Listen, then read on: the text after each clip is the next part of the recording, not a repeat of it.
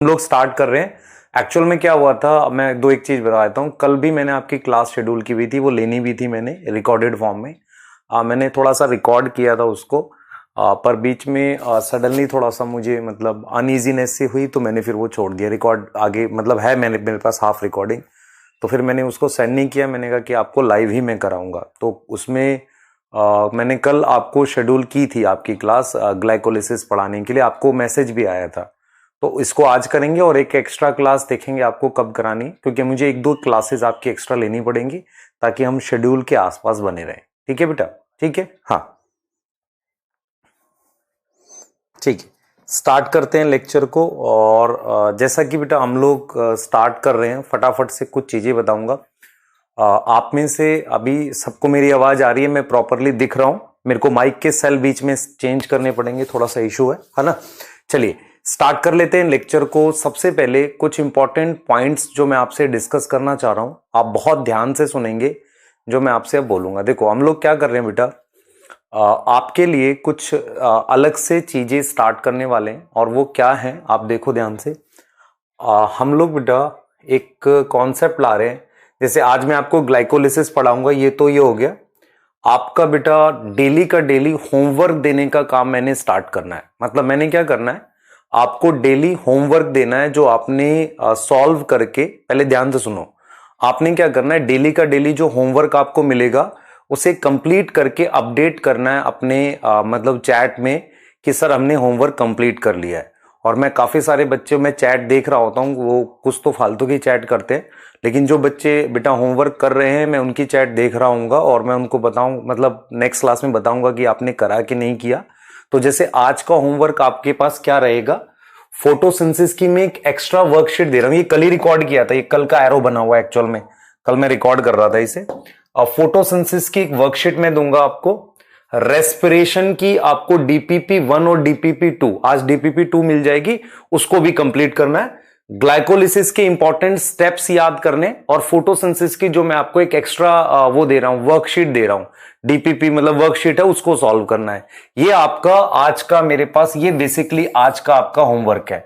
आपको एनसीईआरटी तो पढ़नी पढ़नी है, पर आपको रेस्पिरेशन के इंपॉर्टेंट स्टेप्स एनसीईआरटी प्लस ये काम आपको इवनिंग तक करना है। और उसके बाद आप क्या करोगे, आप बेसिकली मुझे अपडेट करोगे कि सर हमने कंप्लीट कर लिया कि नहीं। क्लियर है बेटा? हाँ सही है, बहुत बढ़िया। ठीक है, ये इससे क्या रहेगा बच्चे, आपको ट्रैक रहेगा कि सर ने कहा कि इतना काम आपने कर लिया नहीं करा। अगर आपने नहीं करा है तो प्लीज फील करें कि आपने एक काम छोड़ दिया, इससे आपका सिलेक्शन नहीं हो सकता है। तो आप क्या करोगे, थोड़ा गिल्टी फील करोगे और मेहनत करोगे। तो आपको डेली का डेली होमवर्क दिया जाएगा, और उससे मैं पूछूंगा कि आपने किया है कि नहीं किया है। ये चीज समझ में आ रही है? ये आज से स्टार्ट कर रहे हैं, और ये हर क्लास में करेंगे कि आपको एक होमवर्क देंगे, आपने उसे कंप्लीट किया कि नहीं किया आप मुझे बताएंगे। ठीक है, सही है। हाँ, आप में से जिन बच्चों का बेटा बैकलॉग है, पुराने चैप्टर है, उनको आप धीरे धीरे कंप्लीट करिए, और करंट में जो चल रहा है उसको करते रहिए। कोई बच्चा ऐसा जो नया होगा उसके लिए बोल रहा हूं। अपडेट कहां करना, ऐप में जो चैट आती है ना, उस चैट में लिख दिया करो कि sir homework completed, DPP this and this is completed, NCERT read करी हमने इतनी बार, बस बात खत्म। हाँ ठीक है। हैंड रिटन नोट्स बेटा आज मिल जाएंगे इसके। टेस्ट आज ना रख के हम लोग, क्योंकि आपका एक टेस्ट मैंने बोला है ट्रांसपोर्ट इन प्लांट का एक्स्ट्रा टेस्ट रखने वाले हैं, तो वो आपका आज रख सकते हैं। अगर आप बोलेंगे तो मैं शाम में इवनिंग तक उसको भेज दूंगा आपको। ट्रांसपोर्ट इन प्लांट का एक्स्ट्रा टेस्ट था पीडीएफ की फॉर्म में, या उसको मंडे को रख रहे हैं हम लोग। एक काम करेंगे, मंडे को रखेंगे, क्योंकि मंडे आपका संडे के बाद आता है, उस वक्त थोड़ा सा आपके पास टाइम होता है रिवाइज करने का। तो आपका जो टेस्ट है मैंने मंडे ही बोला हुआ है ना, हाँ मंडे ही रखेंगे बेटा। और वो किसको रखेंगे, ट्रांसपोर्ट इन प्लांट का रखेंगे। क्लियर है? चलिए स्टार्ट कर लेते हैं। अब आज का लेक्चर स्टार्ट करते हैं। 2 से 3 मिनट में मैंने जो डिस्कस करना था कर लिया आपके साथ, और अब मैं लेक्चर को स्टार्ट करने जा रहा हूं। ठीक है, थोड़ा सा यार सेल का इशू है, एक सेकेंड। तो आपको मेरी आवाज आ रही है?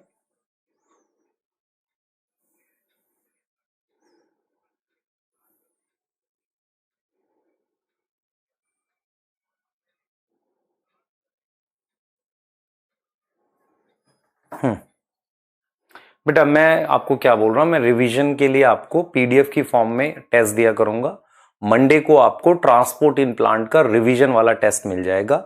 अब हम आगे पढ़ रहे हैं, अब बहुत ध्यान से सुनो, ठीक है। मैंने आज का गोल क्या रहेगा, हम लोग ग्लाइकोलिसिस पढ़ेंगे, ठीक है, क्लियर है। कल मैंने कुछ बच्चों की चैट में भी देखा था, सर मजा नहीं आया। मजा आएगा पर चैप्टर तो स्टार्ट होने दो। चैप्टर के पहले टॉपिक में अगर मैं आपको आगे का पढ़ा दूं, मजा तो आ जाएगा, लेकिन फिर उससे बेनिफिट क्या हुआ, आप एनसीईआरटी से पढ़ो ना, ठीक है। तो आप प्रॉपरली एनसीईआरटी से पढ़ो, सीक्वेंस फॉलो करो, आपको समझ में भी आएगा। इंपॉर्टेंट ये है कि समझ आके आप क्वेश्चन कर रहे हो कि नहीं, ठीक है, उस पर ज्यादा ध्यान दो अपना प्रॉपर। क्योंकि बहुत सारे बच्चे ऐसे होते हैं कि यार ये मतलब इंपॉर्टेंट था जो सर ने कराया, बिल्कुल इंपॉर्टेंट था बेटा, फर्स्ट पेज था ना एनसीईआरटी का, करना पड़ेगा, कोई चीज छोड़ नहीं सकते। चलिए स्टार्ट करते हैं।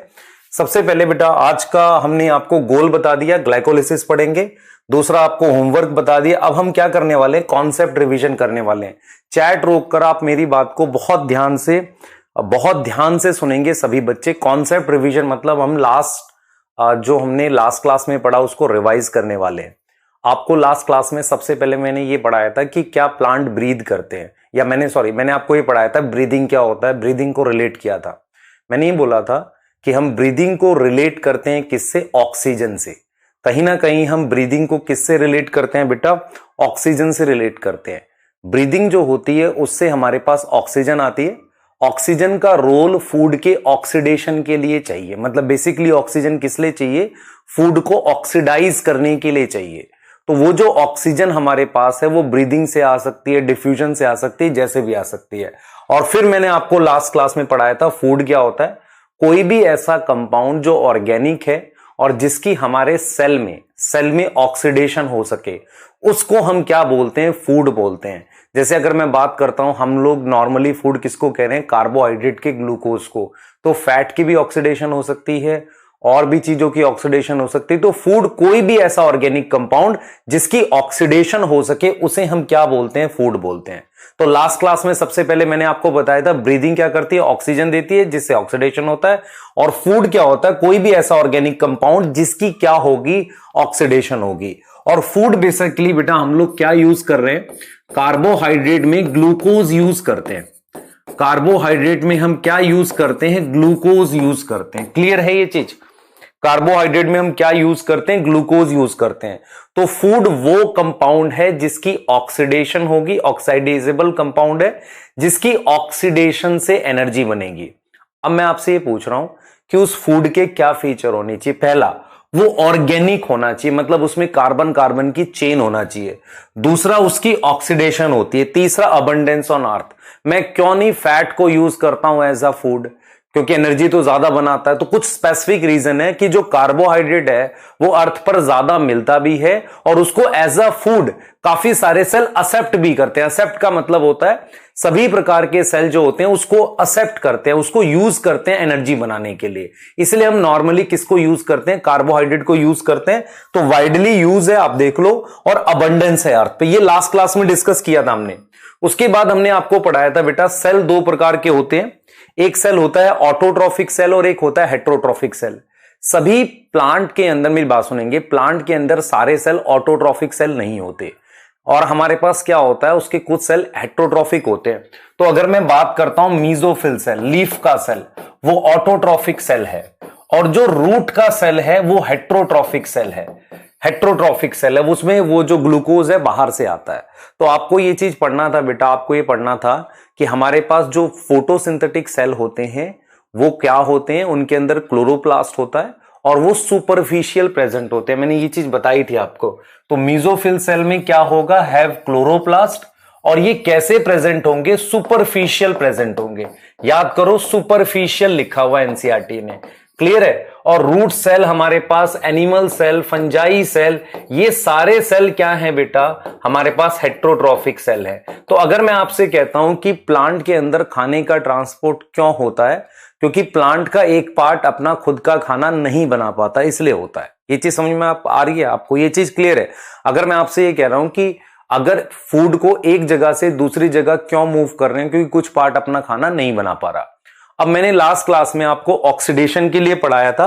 तो सबसे पहले आप देखो, मैंने रेस्पिरेशन के लिए क्या बोला था, बहुत फोकस करके सुनना। मैंने रेस्पिरेशन को बोला था, रेस्पिरेशन एग्जैक्टली क्या होता है, फूड की ऑक्सीडेशन होती है। क्या ये सिंपल ऑक्सीडेशन है? नहीं, ये कौन सी ऑक्सीडेशन है? Step wise. Now what is meaning of step wise oxidation आगे देखेंगे। स्टेप वाइज ऑक्सीडेशन का मतलब होता है कि आप कार्बन को धीरे धीरे ऑक्सीडाइज करेंगे, फाइनली आपने CO2 ही बनाना है, और उससे जो एनर्जी बनेगी उसको आप ट्रैप करेंगे किसमें? ATP की फॉर्म में। मतलब क्या हुआ कि जब आप स्टेप वाइज ऑक्सीडेशन करेंगे, उससे जो एनर्जी बनी उसको कहीं ना कहीं आप किसकी फॉर्म में स्टोर कर रहे हैं? ATP की फॉर्म में स्टोर कर रहे हैं। ये करेंगे, और ये प्रोसेस एंजाइमेटिक है। मतलब हमारी बॉडी में हम क्या पढ़ने वाले हैं बेटा? हम सेलुलर रेस्पिरेशन पढ़ेंगे। मेरी बात सुनो, मैंने लास्ट क्लास में ही बोला था, आप इस चैप्टर में जो रेस्पिरेशन पढ़ोगे वो सेल के अंदर होने वाला रेस्पिरेशन है। सेल के अंदर जो रेस्पिरेशन होगा, आप समझो ध्यान से, सेल के अंदर जो रेस्पिरेशन होगा उसमें बेसिकली क्या होगा बेटा? वो ऑक्सीडेशन होगा। क्या होगा? ऑक्सीडेशन होगा। कौन से वाला? Step wise. आपको समझ में आ रहा है? ऑक्सीडेशन होगा। कौन से वाला? स्टेप वाइज ऑक्सीडेशन होगा। और उसमें हमारे पास, ध्यान देंगे, स्टेप वाइज ऑक्सीडेशन होगा, और उसमें हमारे पास जो एनर्जी बनेगी आप उसको ATP की फॉर्म में स्टोर करेंगे। इस पूरे प्रोसेस को आज हमने डिटेल में पढ़ना है। आपको यह समझ में आना चाहिए कि जब हर स्टेप में कार्बन ऑक्सीडाइज होगा उससे एनर्जी बनती है, उसको आप ATP की फॉर्म में स्टोर करेंगे, और सारे प्रोसेस में एनर्जी मतलब बेसिकली क्या लगेगा? ATP लगेगा। जैसे मैं आपको अगर ऑक्सीडेशन का रियल मीनिंग समझाऊं, मेरी बात सुनो ध्यान से। आप यहां पर देख पा रहे हो कि हमारे पास ये कार्बन की चेन है, ऐसे कार्बन की चेन है। क्लियर है?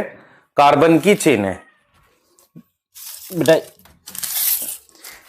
एक मिनट दें, मुझे माइक के सेल चेंज करने हैं बेटा, एक सेकेंड दें। एक्चुअल में क्या हुआ है, कुछ माइक में प्रॉब्लम है, जस्ट एक मिनट दें।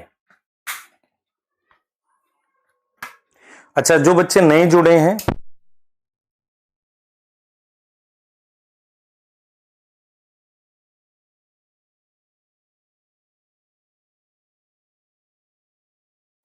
हाँ बेटा, अब आपको मेरी आवाज आ रही होगी। मेरी बात सुने ध्यान से, मैं आपको क्या बोल रहा हूं। कुछ बच्चे नए जुड़े हैं। इस बैच में क्या होता है, हर 15 दिन में टेस्ट होता है, जो आपका हर संडे को होता है। नॉर्मली उस टेस्ट में वो सिलेबस आता है जो हमने कवर किया होता है। कई बार हम एक्स्ट्रा चैप्टर भी डाल देते हैं। तो ये कमिंग संडे होगा, उसमें आपका रेस्पिरेशन और ये जो है प्लांट ग्रोथ डेवलपमेंट, और साथ में 1-2 चैप्टर अगर मैं ऐड कर सका तो ऐड कर दूंगा। तो इस तरीके से टेस्ट पेपर आता है। ठीक है, इस तरीके से आता है। क्लियर है? आ जाओ, जल्दी से आ जाओ। अब मेरी बात सुनो ध्यान से। हाँ चलिए, एक्चुअल में क्या होता है, अब बिल्ली की आवाज नहीं आ रही यार। अब मेरी बात सुनो। होता ये बेटा कि आप में से बहुत सारे बच्चे नए होते हैं, उन्हें कुछ चीजें नहीं पता होती। आपको लेक्चर देखना होता है, लेक्चर के बाद आपके पास DPP आती है, उसको सॉल्व करना होता है। आपको पूरे साल DPP, लेक्चर, टेस्ट, इन तीनों चीजों को प्रॉपरली करते रहना है, रिवाइज करना, अपने आप सिलेक्शन हो जाएगा। उसमें कोई रॉकेट नहीं चलाना। DPP के क्वेश्चन मैक्सिमम मैं खुद बनाता हूं, तो इसका मतलब क्या होता है, वो क्वेश्चंस का थोड़ा लेवल ज्यादा होता है। लेवल ज्यादा होने से क्या होता है, वो अच्छे क्वेश्चंस होते हैं, धीरे धीरे बेटर प्रैक्टिस होती है। उसके साथ मैं आपको वर्कशीट भी देता हूं। वर्कशीट आपको कैसे मदद करती है, वो आपको सोचने में हेल्प करती है कि आपने यहां पर क्या लिखना है, जिससे आपको चीजें याद होती है। तो वर्कशीट DPP बना लो, नोट्स सही से लिख लो, रिवाइज कर लो, बार बार सिलेक्शन हो जाएगा। बायो की वजह से कोई क्वेश्चन आपका रुकेगा नहीं। ठीक है, क्लियर? हाँ सही है। हाँ, टेस्ट बेटा ऐप पर होता है। जो बच्चों को नहीं पता वो बता देता हूं, ऐप पर होता है। अलग से एक सेक्शन है, वहां पर हमारे पास क्या होता है, टेस्ट होता है। क्लियर है?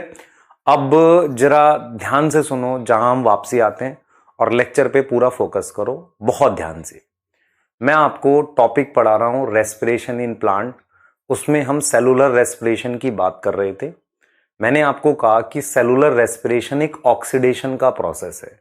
अब आप मुझे बताओ, क्या आपको यहां कार्बन की चेन दिख रही है जिसमें एक ग्रुप लिखा हुआ है CHO? अब आपको यह दिख रहा है कि कार्बन की चेन पे CHO, ये कौन सा ग्रुप है? ये बेटा मेरे पास एल्डिहाइड ग्रुप है। क्लियर हो गई बात, समझ लो। और ये एक शुगर है। शुगर नॉर्मली क्या होती है, शुगर कार्बन की चेन होती है जिसपे एक से ज्यादा OH ग्रुप लगे रहते हैं। एक से ज्यादा क्या लगे रहते हैं, OH ग्रुप। एल्डिहाइड होता है या कीटोन ग्रुप होता है, उसे शुगर कहते हैं। तो ये मेरे पास शुगर है जिसकी आप ऑक्सीडेशन करोगे। अब मेरी बात सुनो ध्यान से, मैं आपको सिर्फ ये समझाने की कोशिश कर रहा हूं कि जब आपको मैं रेस्पिरेशन पढ़ाऊंगा तो मैं आपको ये बताऊंगा कि जैसे ये अल्कोहल ग्रुप है, इस अल्कोहल को मैं ऑक्सीडाइज करूंगा या तो एल्डिहाइड में या कीटोन में, और फिर इसको मैं ऑक्सीडाइज करूंगा कार्बोक्सिलिक एसिड में। जैसे मान लो यहां एल्डिहाइड है, इस एल्डिहाइड को ऑक्सीडाइज किया कार्बोक्सिलिक एसिड में, और फाइनली मैं CO2 बनाऊंगा। तो जब ये चैप्टर आप रेस्पिरेशन पढ़ोगे तो आपको थोड़ी सी केमिस्ट्री यूज करनी है यहां पर, ऑर्गेनिक वाली। आपने सिर्फ ये सोचना है कि यार इसमें हो क्या रहा है, एग्जैक्टली कर क्या रहे हैं। हम क्या कर रहे हैं बेटा, इसमें स्टेप वाइज ऑक्सीडेशन करते हैं। मतलब हम क्या करेंगे, जैसे ये 6 कार्बन है तो इस 6 की 6 कार्बन को धीरे धीरे ऑक्सीडाइज करूंगा। मान लो इस कार्बन पर एल्डिहाइड है तो इसे मैं क्या बनाऊंगा, एसिड बनाऊंगा, और फिर एसिड बना के फाइनली किस में कन्वर्ट करूंगा, CO2 में। तो आपको इस चैप्टर में क्या दिखेगा, ऑक्सीडेशन होता हुआ दिखेगा, क्योंकि जब जब ऑक्सीडेशन होगी उससे एनर्जी बनेगी, उससे हमारे पास क्या बनेगी, एनर्जी।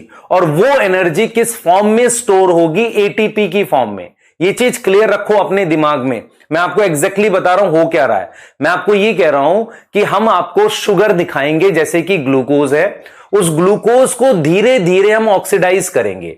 अब धीरे धीरे ऑक्सीडाइज करने का मतलब यह है कि जितनी भी इसकी कार्बन है, मान लो यहां कार्बन पे एल्डिहाइड है तो इसको ऑक्सीडाइज कर दूंगा एसिड में। अगर कार्बन पर अल्कोहल है तो या तो उसका एल्डिहाइड बना दूंगा या कीटोन बना दूंगा। तो जैसे जैसे मैं ऑक्सीडेशन करूंगा, alcohol, aldehyde, carboxylic acid, CO2, इसे मैं स्टेप वाइज ऑक्सीडेशन करता हूं, और हर एक स्टेप में जो एनर्जी मिलेगी उस एनर्जी से मैं ATP बनाता हुआ चला जाऊंगा। अब आपको एक चीज समझ में आनी चाहिए बेटा कि जब मैं ऑक्सीडेशन कर रहा हूं, आप खुद से बताओ मुझे, मैं आपसे पूछूं, ये ऑक्सीडेशन स्टेप वाइज है। अगर मैं सीधे इसको ऑक्सीडाइज कर दूं, CO2 बन तो जाएगा, पर ये कंप्लीट ऑक्सीडेशन है सिंगल स्टेप का। ऐसा नहीं करते रेस्पिरेशन में। रेस्पिरेशन में स्टेप वाइज करते हैं, और जितनी भी कार्बन है उन सबका CO2 बनाना है, पर धीरे धीरे। कैसे धीरे धीरे, पहले एक कार्बन से COH बनाया, उसको हटाया, फिर दूसरी कार्बन से कार्बोक्सिलिक एसिड बनाया, उसको, ऐसे करते करते धीरे धीरे आगे बढ़ेंगे। और अगर जैसे ही 6 की 6 कार्बन से 6 CO2 बन जाएगी, मैं कहूंगा कंप्लीट ऑक्सीडेशन। पर ये कंप्लीट ऑक्सीडेशन मैं सिंगल स्टेप में नहीं करता, मैं धीरे धीरे करूंगा। तो इस चैप्टर में का मेन बेसिक ये है कि मैं क्या करूंगा बेटा, मैं यहां पर स्टेप वाइज ऑक्सीडेशन करूंगा। अब आप मुझे बताओ स्टेप वाइज ऑक्सीडेशन में क्या बनेगा, ध्यान से सुनना। स्टेप वाइज ऑक्सीडेशन में क्या बनेगा, इट प्रोड्यूस एनर्जी। तो अगर एनर्जी बनेगी तो उसको आप क्या करोगे, स्टोर कर लो ATP में। स्टोर कर लो किस फॉर्म में, इन फॉर्म ऑफ ATP। कहीं ना कहीं आप ATP बना लो। दूसरा, अगर आपको पता है कि नहीं पता, याद करो, जब मैं ऑक्सीडेशन करता हूं तो इलेक्ट्रॉन्स भी तो बनते हैं। आपको पता है ना, जब मैं ऑक्सीडेशन करता हूं तो इलेक्ट्रॉन्स भी बनते हैं। तो मैं उस इलेक्ट्रॉन्स का क्या करूंगा, तो ऑक्सीडेशन ऑल्सो प्रोड्यूस इलेक्ट्रॉन। तो ऑक्सीडेशन ऑल्सो प्रोड्यूस इलेक्ट्रॉन, या प्रोड्यूस मैं इलेक्ट्रॉन लिख सकता हूं, इलेक्ट्रॉन लिख सकता हूं, या मैं लिख सकता हूं बेटा H+ एन इलेक्ट्रॉन, है ना, H+ और इलेक्ट्रॉन बनाएगा। तो मैं इसका करूंगा क्या, ये जो बनेगा इसका करूंगा क्या, इसका मैं ये करूंगा, इसका बेटा मैं ये करने वाला हूं। ध्यान से सुनो मेरे पास, मैं क्या कहना चाह रहा हूं, सुन लो ध्यान से। मैं ये कहना चाह रहा हूं कि मेरे पास H+ और इलेक्ट्रॉन भी बनेगा, उसको मैं क्या करूंगा बेटा, ये चीज बना लूंगा। जो NAD+ है उससे मैं NADH बना लूंगा। आप देख रहे हो ये रिडक्शन है, तो इसकी रिडक्शन कर लूंगा इसमें, किसके इलेक्ट्रॉन से, जो यहां बनेंगे। तो आपको यह समझ में आना चाहिए कि इस पूरे प्रोसेस में मैं 2 प्रोडक्ट बना रहा हूंगा। एक मैं ATP बना रहा हूंगा, दूसरा मैं NAD+ से NADH बना लूंगा, क्योंकि ऑक्सीडेशन ने H+ और इलेक्ट्रॉन बनाना है, और मैं उसको यूज कर लूंगा NADH बनाने के लिए। बाद में इसको यूज करके, इसको ऑक्सीडाइज करके इसकी एनर्जी रिलीज करूंगा, और एनर्जी रिलीज करके ATP बनाऊंगा। क्या आपको सिंपल लैंग्वेज में चीजें समझ में आई? मैंने क्या पढ़ा है, मैंने कहा मान लो ग्लूकोज में 6 कार्बन है, मैं इसका स्टेप वाइज ऑक्सीडेशन करूंगा, फाइनली 6 CO2 बनाऊंगा। इस ऑक्सीडेशन से एनर्जी बनेगी तो उससे मैं ATP बनाऊंगा। दूसरा, इलेक्ट्रॉन और H+ भी बनते हैं, उससे मैं NADH बना लूंगा। कैसे बनाऊंगा, जब NAD+ में इलेक्ट्रॉन और H+ जोड़ोगे तो NADH बनेगा। बाद में इस NADH के इलेक्ट्रॉन निकालकर उससे जो एनर्जी रिलीज होगी उससे एटीपी बना लेंगे। बनाना मैंने एटीपी ही है। एक तो मैं डायरेक्ट एटीपी बना सकता हूं जब एनर्जी बने, दूसरा मैं क्या बना सकता हूं, एनएडीएच बना सकता हूं, उससे एटीपी बना लूं। क्या ये क्लियर है? क्लियर?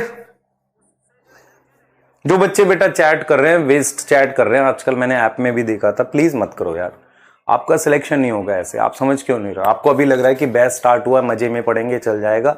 ऐसे बच्चों के साथ क्या होता है आप रियलाइज करना, कुछ महीने मजे में जाते हैं, फिर उसके बाद टेंशन हो जाती है और फिर छूट जाता है, सब हाथ से फिसल जाता है ना? हाँ, बस ये चीज समझो। मैं आपको सिर्फ ये कह रहा बेटा, एनएडीएच क्या है क्या नहीं है ये नहीं आपको पता होना चाहिए। आपको सिर्फ ये पता होना चाहिए कंपाउंड है, उसमें इलेक्ट्रॉन और H प्लस जोड़ूंगा तो वो रिड्यूस हो जाएगा। जैसे NAD प्लस एक कंपाउंड है, उससे आपने NADH बना लिया। अब इस NADH को ऑक्सीडाइज करके एनर्जी रिलीज होगी। सिंपल भाषा में बता रहा हूं,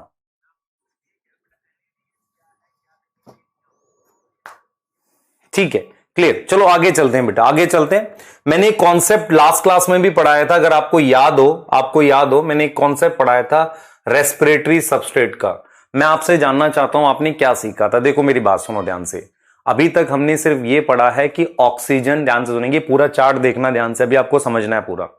अभी तक आपने ये पढ़ा है कि ऑक्सीजन इसलिए चाहिए ताकि ऑक्सीडेशन करना है। ऑक्सीडेशन कौन से वाला करना है? स्टेप वाइज करना है। ऑक्सीडेशन में आप क्या करोगे, शुगर में अल्कोहल और एल्डिहाइड दोनों होता है, आप अल्कोहल ग्रुप को एल्डिहाइड में कन्वर्ट करोगे, एल्डिहाइड को कार्बोक्सिलिक एसिड में, और फाइनली CO2 बनाओगे।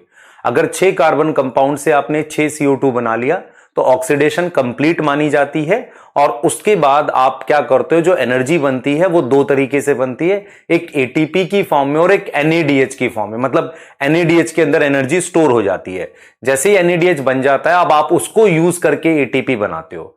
अब मैं आपको ये कह रहा हूं कि रेस्पिरेशन में जो चीजें यूज हो सकती है, मैं आपसे ये पूछना चाह रहा हूं, हम जो रेस्पिरेशन पढ़ रहे हैं वो कौन से वाला है? ब्रीदिंग है क्या? नहीं, हम सेल के अंदर होने वाला रेस्पिरेशन पढ़ रहे हैं।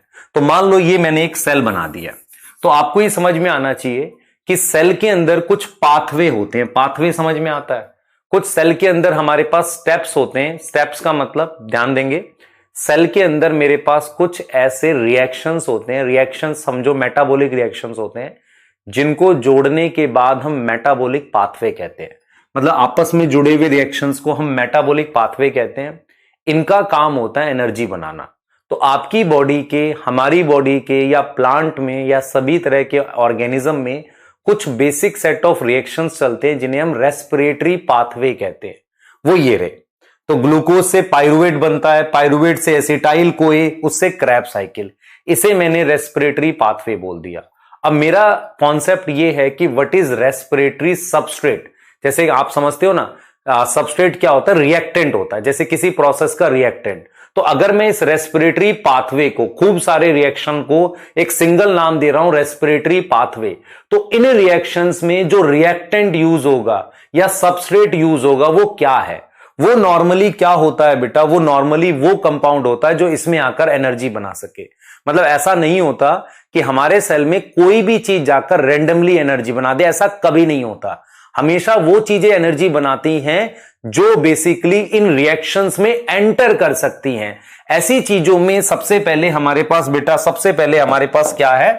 कार्बोहाइड्रेट है, कार्बोहाइड्रेट है, प्रोटीन है, लिपिड है और ऑर्गेनिक एसिड है। प्रोटीन या अमीनो एसिड देख सकते हो, अमीनो एसिड है ना, और ऑर्गेनिक एसिड है। तो ये वो चार चीजें हैं जो नॉर्मली, मतलब चार ग्रुप ऑफ केमिकल कंपाउंड है जो नॉर्मली इन रिएक्शंस में एंटर करके एनर्जी बनाते हैं, उन्हें हम रेस्पिरेटरी सबस्ट्रेट कहते हैं।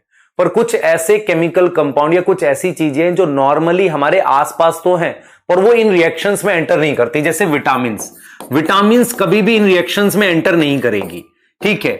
विटामिन्स, अगर आपसे मैं पूछूं क्या रेस्पिरेशन में विटामिन्स का यूज है? हाँ है। वो एंजाइम्स की हेल्प करता है, एज अ को फैक्टर, को एंजाइम, कुछ भी, एज अ को एंजाइम मदद करता है। पर एंजाइम से, विटामिन से एनर्जी नहीं बनती बेटा, विटामिन उन एंजाइम्स की हेल्प करता है। विटामिन के बाद मैंने मिनरल्स लिख दिया, फिर मैंने क्या लिख दिया बेटा? मैंने पानी लिख दिया और मैंने हार्मोन्स लिख दिया। ये एनर्जी नहीं बनाते, क्लियर है? ये एनर्जी नहीं बनाते। यहां तक आपको मैंने लास्ट क्लास में पढ़ाया था। अब मैं यहां से आगे मूव कर रहा हूं और आपको काफी सारी चीजें समझाऊंगा। और सबसे पहला सवाल जो है, क्वेश्चन जो है, वो मैं आपसे लूंगा। अब मुझे बताओ यहां तक क्लियर है तो हम आगे मूव कर सकते हैं। अब ठीक है, आगे मूव कर सकते हैं। बेटा कुछ बच्चे देखो, आप लाइव क्लास करते हो, जो लाइव क्लास करना पसंद करते हैं या करते हैं वो बेसिकली क्या करा करो, थोड़ा पेशेंस रख के सुना करो। अगर मैं कोई चीज रिपीट करता हूं पुरानी क्लास का, तो आपका क्या फर्ज बनता है कि आप उसे ध्यान से सुनो और उसके साथ आप अपने एनसीईआरटी रीड करो साथ के साथ, है ना। एनसीईआरटी लेकर बैठा करो और चीजों को एक रफ कॉपी या कुछ लेके बैठा करो। अगर आप नोट साथ में नहीं बनाते हैं तो आप लिख के याद करने की कोशिश क्या करो। लाइव का फायदा यह रहता है कि आप साथ में याद करो, अगर स्लो है थोड़ा तो साथ में याद करो, है ना। हैंड रिटन नोट्स आज मिल जाएंगे बेटा, बच्चे रिपीट नहीं करेंगे इसे। अगर आपकी आज फर्स्ट क्लास थी तो आप प्लीज ध्यान से सुनिए। मैंने आपको यह पढ़ाया है कि इस चैप्टर में हम सेल में होने वाला रेस्पिरेशन पढ़ते हैं। सेल के अंदर जो रेस्पिरेशन होता है वो रिएक्शंस होते हैं, उन रिएक्शंस को जोड़कर रेस्पिरेटरी पाथवे बना देते हैं।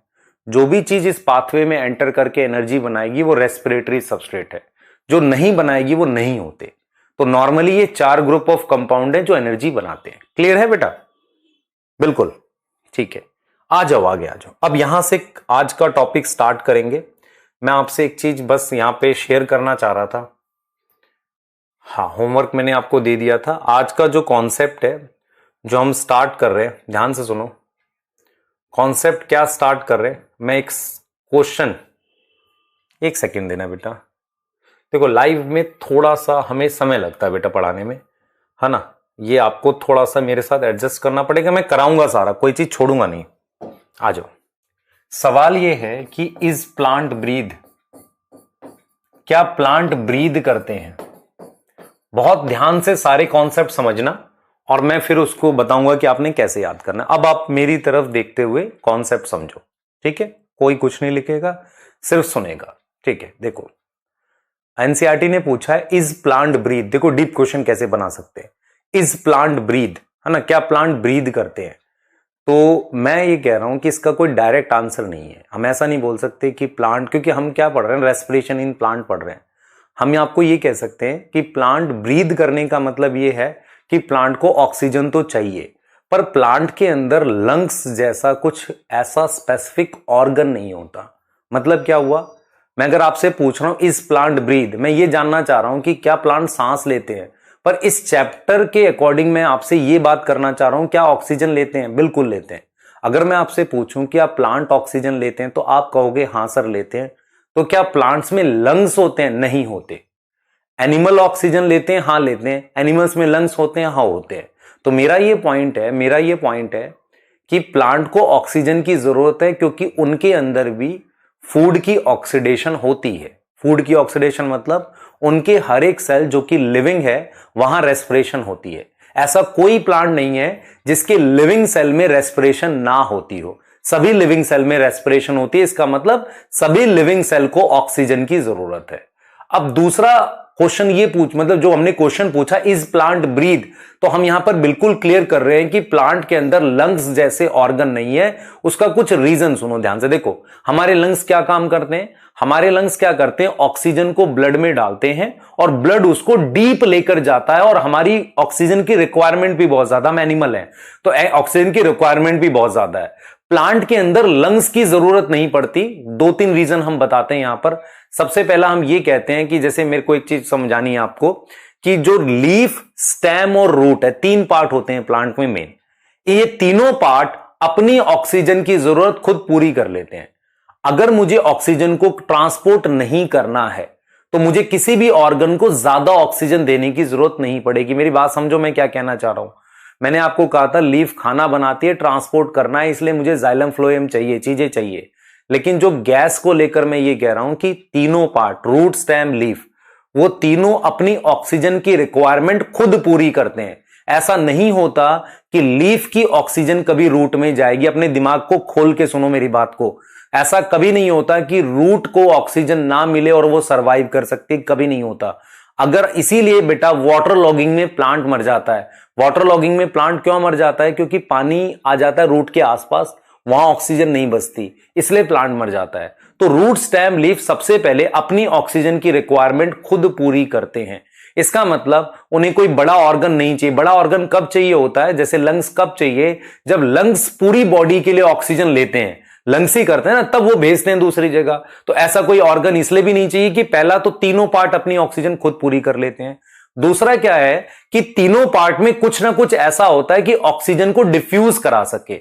फॉर एग्जाम्पल लीफ में स्टोमेटा होता है, स्टेम और रूट में एक छोटे छोटे छेद होते हैं जिन्हें लेंटिसेल कहते हैं। रिपीट कर रहा हूं, लीफ में स्टोमेटा होता है, स्टेम और रूट में लेंटिसेल होते हैं फॉर गैसियस एक्सचेंज।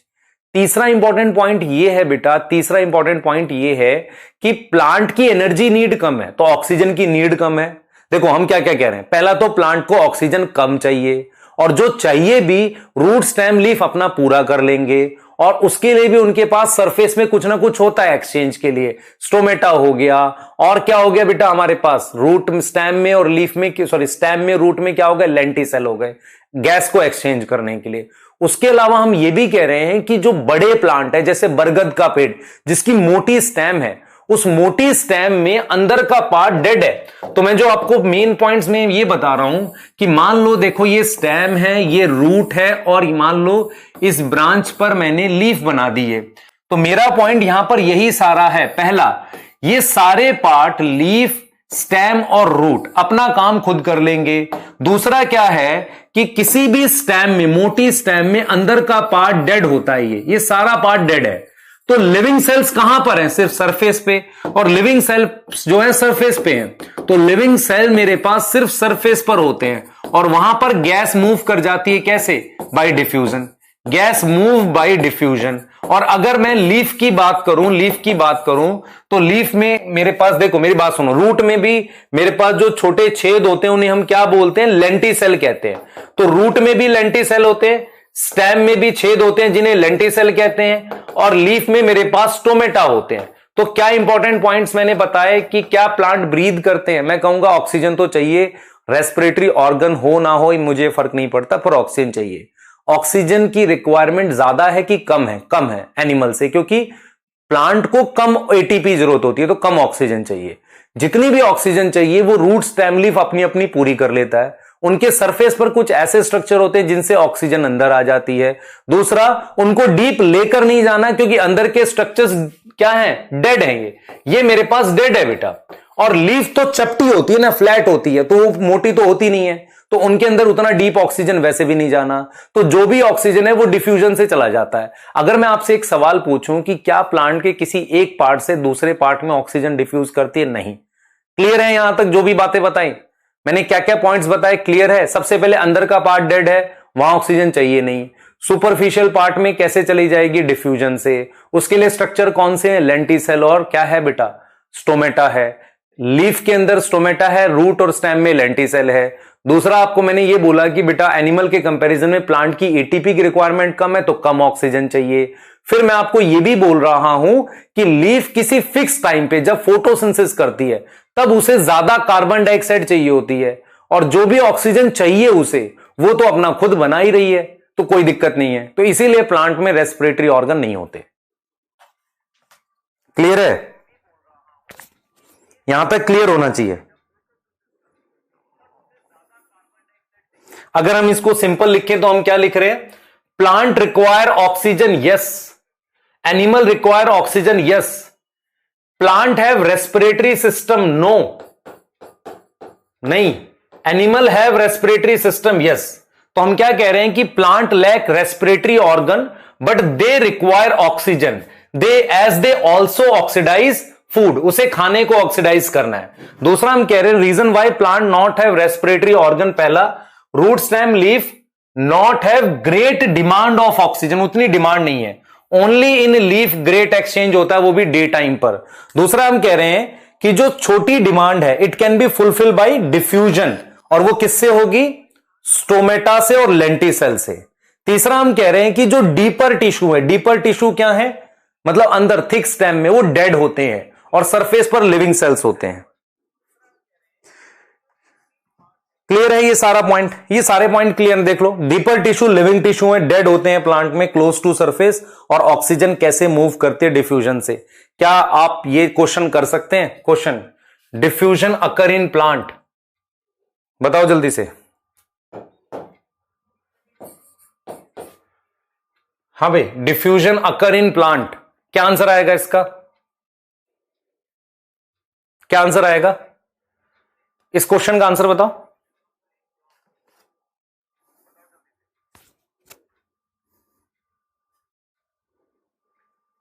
बेटा डे टाइम में काफी एक्सचेंज होता है, वो लीफ करती है सिर्फ, और लीफ अपना काम कर लेती है। आप अगर ध्यान से देखो, ये प्लांट है तो लीफ में स्टोमेटा है, डीपर टिश्यू डेड है, स्टेम आपके पास दिख रही है, लेंटिसेल होते हैं स्टेम पे और लेंटिसेल रूट में भी होते हैं।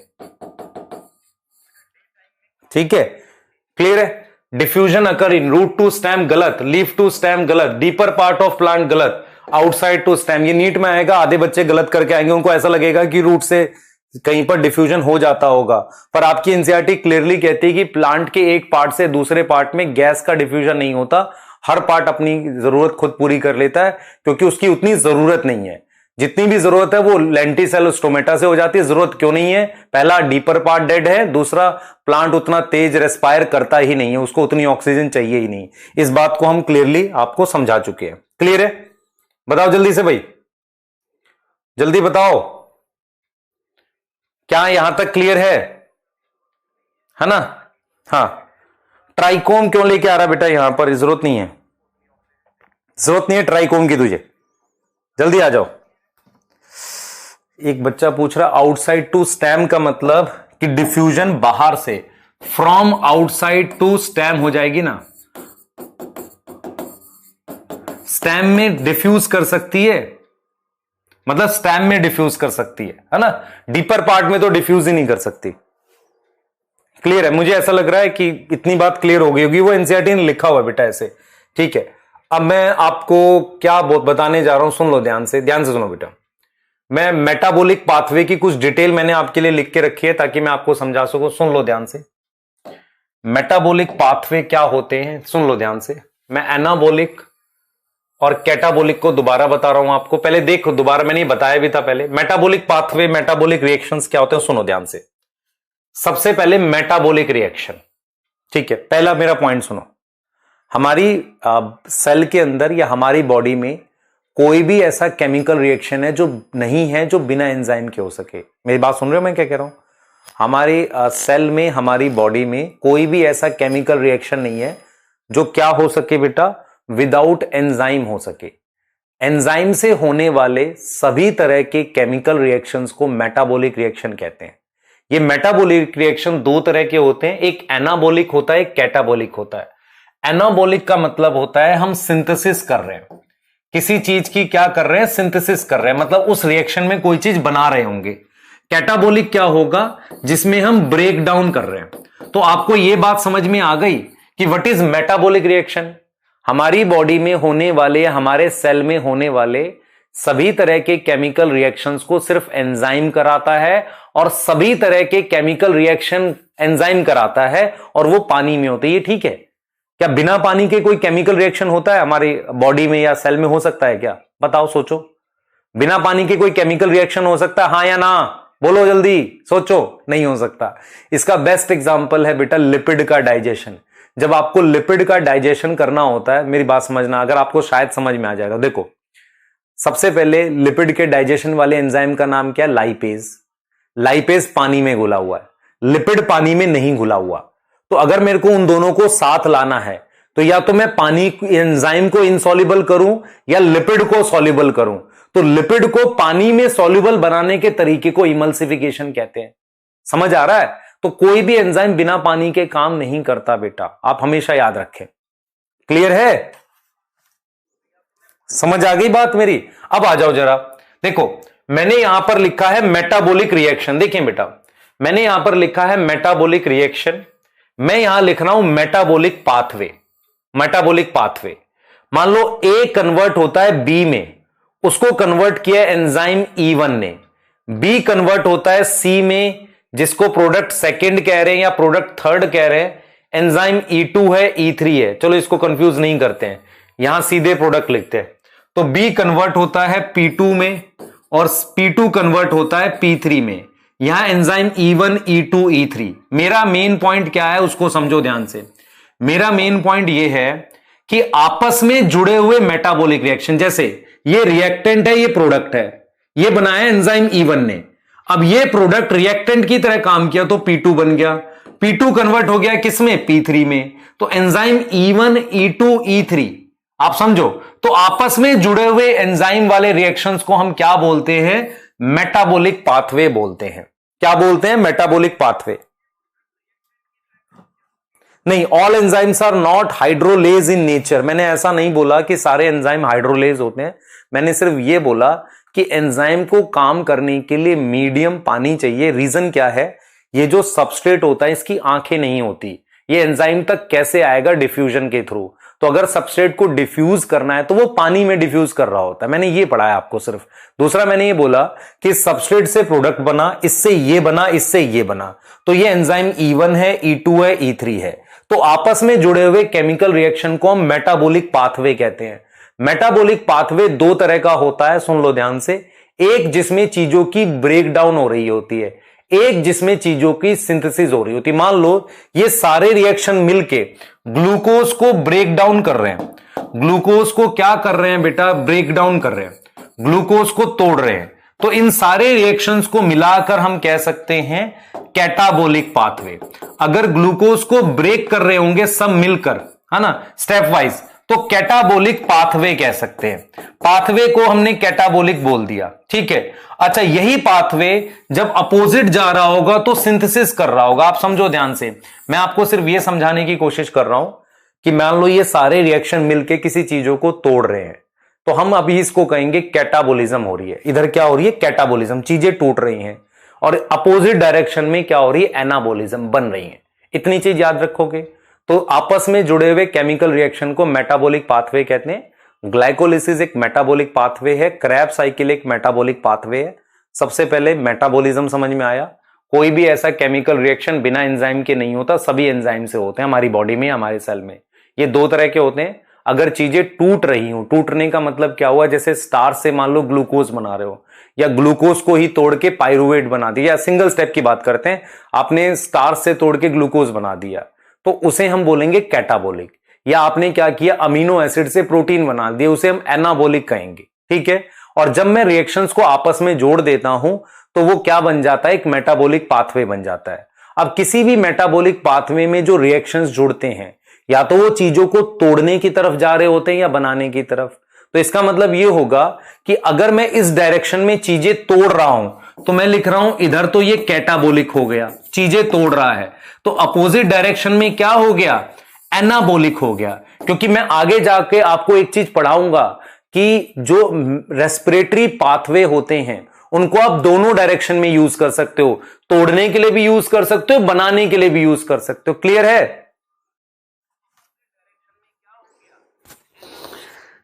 किसने कहा है बेटा, तीक्षम ने, एक बच्चा है तीक्षम, उसने लिखा है सर रूट इज डेड। किसने कहा रूट डेड होती है, कब पढ़ाया ये आपको, किसने पढ़ाया? गलत पढ़ाया, 100% रॉन्ग है। रूट लिविंग होती है तभी पानी एब्जॉर्ब कर सकते, नहीं तो पानी कैसे एब्जॉर्ब करेगी? Root is living.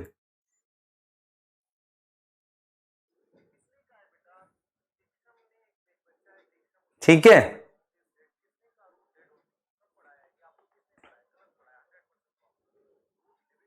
ठीक है, हाँ। अभी यहां तक आपको समझ में आना चाहिए, ठीक है। हाइड्रोलेज बेटा मैंने नहीं बोला था, एक बच्चे ने बोला था, मैं उसको एक्सप्लेन करूंगा आगे, आपको यहां नहीं चाहिए उसके बाद। अब देखो जरा, क्या आप ये समझ सकते हो कि पाथवे लीनियर हो सकता है? लीनियर समझ में आता है, ए कन्वर्ट हुआ बी में, सी में, डी में, ऐसे पाथवे लीनियर। लीनियर मतलब सीधा। या पाथवे साइक्लिक हो सकता है, साइक्लिक को हम कहते हैं सर्कुलर।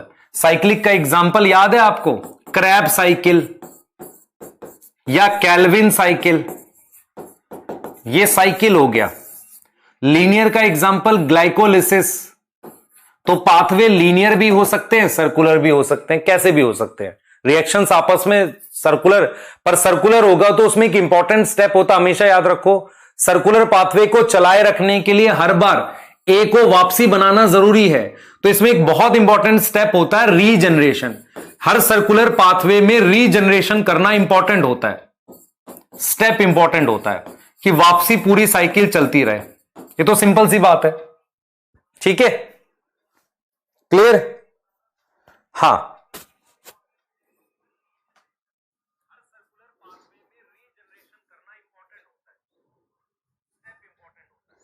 तीक्षण दोबारा लिख रहा है रूट इज डेड। मैं मना कर रहा हूं, पता नहीं लिख रहा है, क्यों लिख रहा है भाई, इस तरह स्पैम कर रहा है। मैंने एक आंसर दे दिया फिर भी लिख रहा है, ठीक है, क्लियर है। चलिए, अगर आप लिख रहे हैं दोबारा तो इसका मतलब आप स्पैम कर रहे हैं। मैंने आपका आंसर दे दिया, उसके बाद आप उसको लिख रहे हैं। आ जाओ भाई, अब हम लोग क्या पढ़ने वाले हैं बेटा, रेस्पिरेशन का प्रोसेस पढ़ने वाले। फोकस करो, मैं आपको पूरा प्रोसेस समझाने जा रहा हूं। मैं हेडिंग डाला हूं, मैं आपको ये पढ़ा रहा हूं, सेलुलर रेस्पिरेशन पढ़ा रहा हूं, पूरा प्रोसेस, ठीक है। मैं आपको क्या पढ़ा रहा हूं, सेलुलर रेस्पिरेशन पढ़ा रहा हूं। पहले ध्यान से, कोई चैट नहीं करेगा, 5 से 7 मिनट में सिर्फ मेरी बात सुनोगे आप, कोई चैट नहीं करेगा, सिर्फ सुनोगे। देखो मैं क्या कह रहा हूं, बहुत ध्यान से सिर्फ सुनो। अब हम टॉपिक पढ़ने जा रहे हैं, कौन सा, सेलुलर रेस्पिरेशन। सेलुलर रेस्पिरेशन का मतलब हम सेल के अंदर रेस्पिरेशन करेंगे और वहां से एनर्जी बनाएंगे। ये चीज समझ में आ रही है। तो सेलुलर रेस्पिरेशन का मतलब क्या है कि हम ऑक्सीडेशन करने वाले हैं, किसकी, ऑक्सीडेशन ऑफ रेस्पिरेटरी सबस्ट्रेट। कोई भी ऐसी चीज जिसकी रेस्पिरेशन करेंगे, किसमें, एट सेलुलर लेवल। अगर आपसे कोई पूछे कि रेस्पिरेशन की लोकेशन क्या है, इसकी लोकेशन क्या होती है, कहां होता है, तो इसकी लोकेशन बेटा 2 है।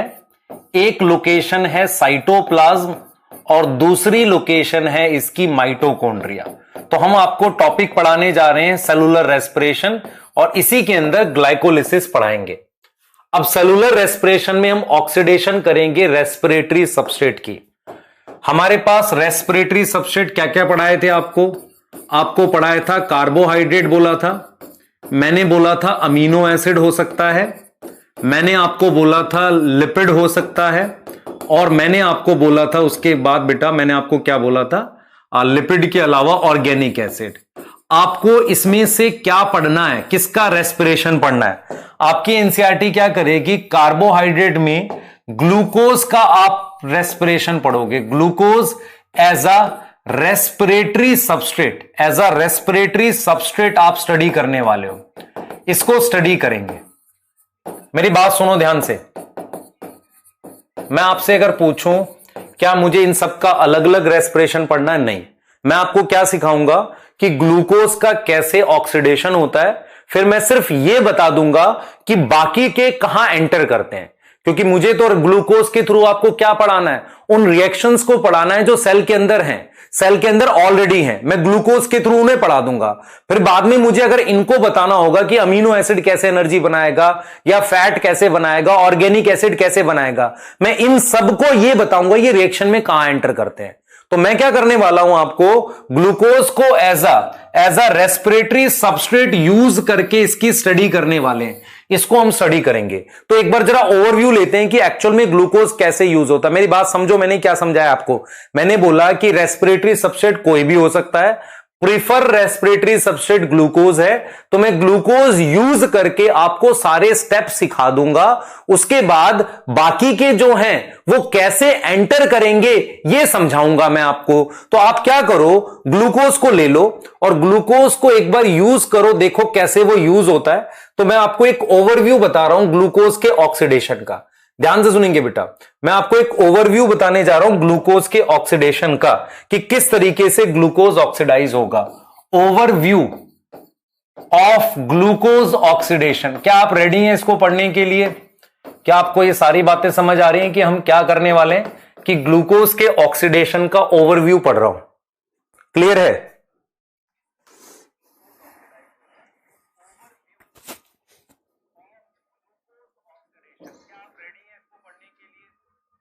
बेटा chloroplast can also respire 100% wrong. Organelle में सिर्फ माइटोकॉन्ड्रिया और साइटोप्लाज्म में जहां रेस्पिरेशन होती है, क्लोरोप्लास्ट के अंदर रेस्पिरेशन नहीं होती, एटीपी लाइट से बनती है।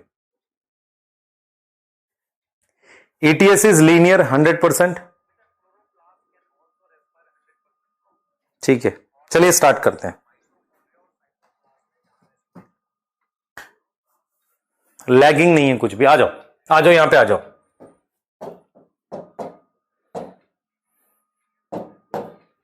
देखो, आपके पास मान लो ये एक सेल है और ये मैंने एक यूकैरियोटिक सेल लिया है। ध्यान देना बेटा, मैंने क्या किया, यूकैरियोटिक सेल लिया है। मान लो इसमें ग्लूकोज बाहर से आया, एनिमल सेल था या प्लांट होता तो इसी के अंदर बनता। ये मेरे पास ग्लूकोज है। ग्लूकोज कितने कार्बन है, 6 कार्बन। ग्लूकोज कितने कार्बन है, 6 कार्बन। मुझे इसकी ऑक्सीडेशन करनी है। समझने की कोशिश करना, मैं आपको क्या पढ़ा रहा हूं। मैं आपको सेलुलर रेस्पिरेशन पढ़ा रहा हूं और सबसे पहले मैं ये बता रहा हूं कि ग्लूकोज की ऑक्सीडेशन करनी है। तो ग्लूकोज की ऑक्सीडेशन कहां स्टार्ट हो जाती है, साइटोप्लाज्म में। तो ग्लूकोज की ऑक्सीडेशन साइटोप्लाज्म में हो जाती है। तो अगर आप ध्यान से देखें, ग्लूकोज 6 कार्बन का है। तो मैं क्या कर रहा हूं, ये साइटोप्लाज्म है जहां इसकी ऑक्सीडेशन स्टार्ट हो गई है, जहां इसकी क्या हो गई, ऑक्सीडेशन स्टार्ट हो गई है।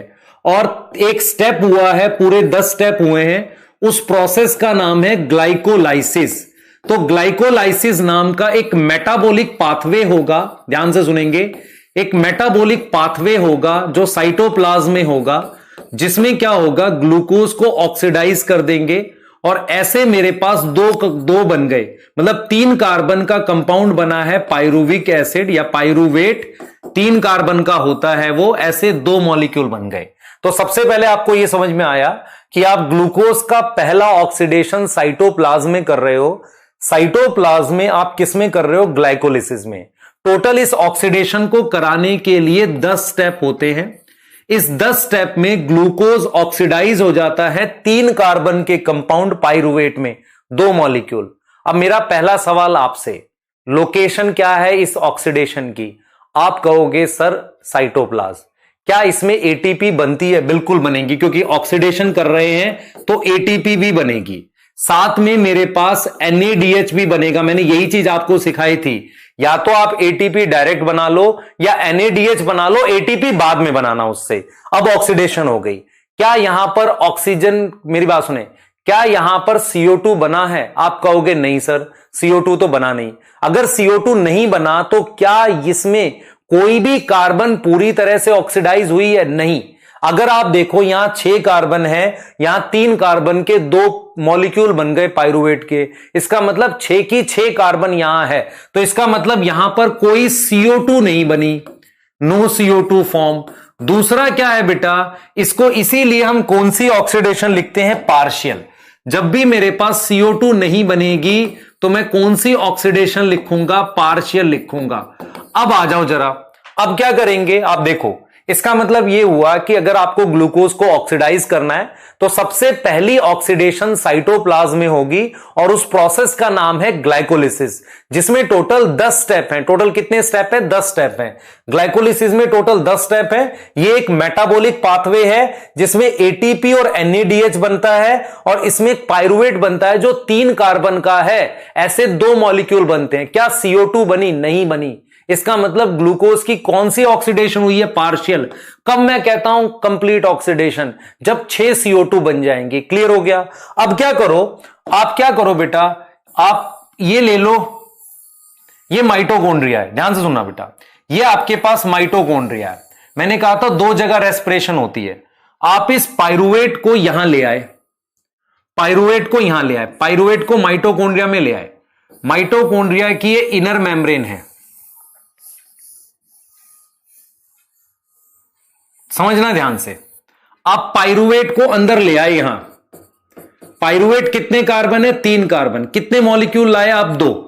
इस पायरुवेट से मैंने एक कंपाउंड बनाया जो 2 कार्बन का था, जो 2 कार्बन का कंपाउंड बनाया। आप खुद से सोचो, 3 कार्बन वाले से 2 कार्बन का कंपाउंड बनाया मैंने। इसका मतलब एक CO2 यहां बन गई, वो बाहर चली गई। ऐसे आप देख रहे हो, पहली CO2 बन गई। और ये CO2 को मैं डबल लिखूंगा क्योंकि ये 2 चल रहा है, डबल चल रहा है यहां से। अब ये 2 कार्बन का कंपाउंड एक साइकिल में जाएगा, एक मेटाबॉलिक पाथवे में जाएगा जो साइक्लिक है। इसका नाम क्रैब साइकिल है। इसका नाम क्रैब साइकिल है। इसमें जाकर ये 2 CO2 बना देगा, एक यहां बना देगा और एक यहां बना देगा, तो ये भी बाहर चली जाएंगी। तो मेरा मेन पॉइंट आपको यह समझाने का है कि जो ग्लूकोज है जो कि 6 कार्बन था, उसकी पार्शियल ऑक्सीडेशन को ग्लाइकोलिसिस कह रहे हैं। वो ग्लाइकोलिसिस से बना हुआ पाइरुवेट माइटोकॉन्ड्रिया के अंदर आ जाता है, तो बाकी की रेस्पिरेशन माइटोकॉन्ड्रिया में हो रही है। तो पाइरुवेट 3 कार्बन का है, उससे मैंने एक CO2 निकाल दी, तो 2 कार्बन का कंपाउंड बना।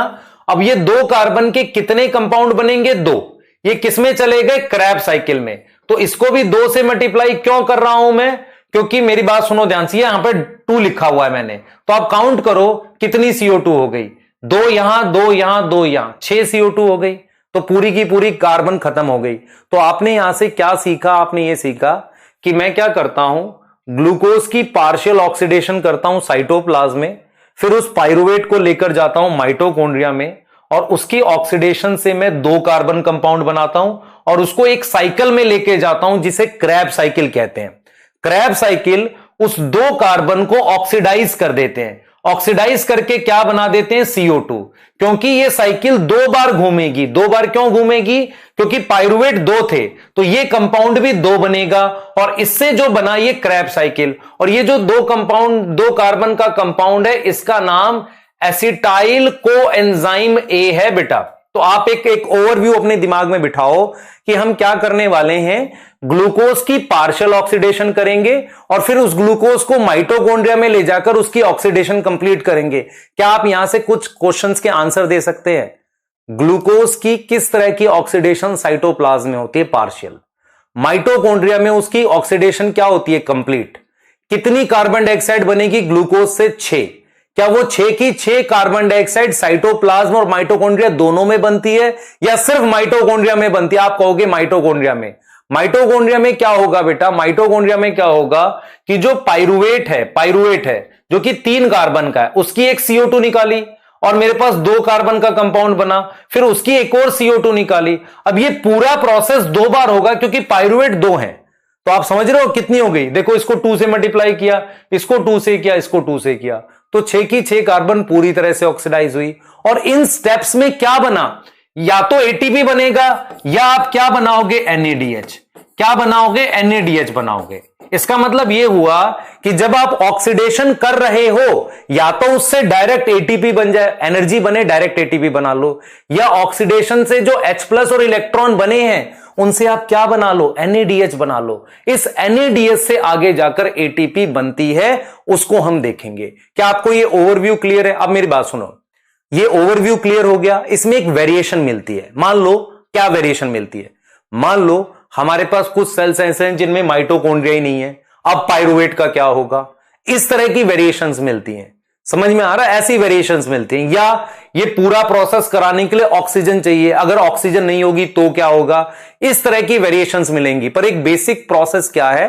ग्लूकोज का पार्शियल ऑक्सीडेशन साइटोप्लाज्म में, ग्लाइकोलिसिस, फिर हम उसको किस में लेकर जाएंगे? माइटोकॉन्ड्रिया में, और फिर उसका क्या करेंगे? ऑक्सीडेशन कंप्लीट करेंगे। क्लियर है ये?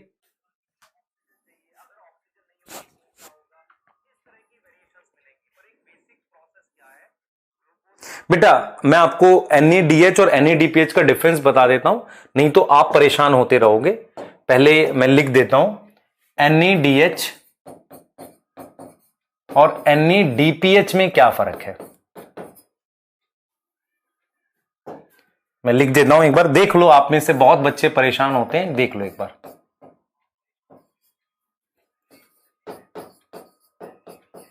पहले देख लो ध्यान से क्या है, ध्यान से सुनो बेटा।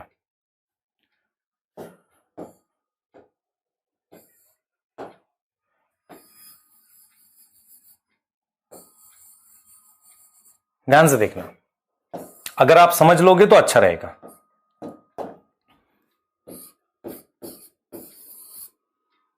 देखो, मान लो ये NAD+ है, NAD+ समझ में आता है, और ये NADP+ है। इसका क्या मतलब हुआ? NAD+ और NADP+ में क्या फर्क है मेरे पास? सिर्फ किसका फर्क है? एक फॉस्फेट का। इसमें एक एक्स्ट्रा फॉस्फेट होती है, ये फर्क होता है। ठीक है, इसकी फुल फॉर्म क्या लिखते हैं? देखो, इसकी फुल फॉर्म क्या लिखेंगे? Nicotinamide adenine dinucleotide phosphate, ये लिखते हैं इसको। तो इसको क्या लिखूंगा? Nicotinamide die nucleotide.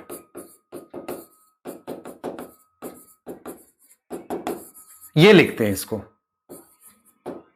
आप परेशान ना हो इसलिए बता रहा हूं। अब आप खुद से देखो, मेरी बात सुनो। आप में से मैंने ये चीज पढ़ाई थी फोटोसिंथेसिस में।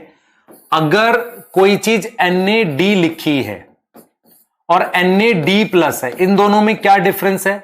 ये इलेक्ट्रॉन डेफिशिएंट है ना ऑलरेडी। ये क्या है? इलेक्ट्रॉन डेफिशिएंट है ऑलरेडी, इसमें इलेक्ट्रॉन कम है। अब मेरी बात सुनो ध्यान से। अब मैं क्या कर रहा हूं, ध्यान से देखना। मेरे पास मैं क्या कर रहा हूं, इसको 2 इलेक्ट्रॉन दे रहा हूं और साथ में 2H+ दे रहा हूं, ठीक है। तो ये क्या बना देगा? देखो, 2H+ और 2 इलेक्ट्रॉन दूंगा तो ये क्या बना देगा? देखो क्या बनाएगा, ये देखो। इसने क्या किया? इसने ये बना दिया, इसने NADH बना दिया और साथ में H+ ऐसे अट्रैक्शन से रह जाएगा।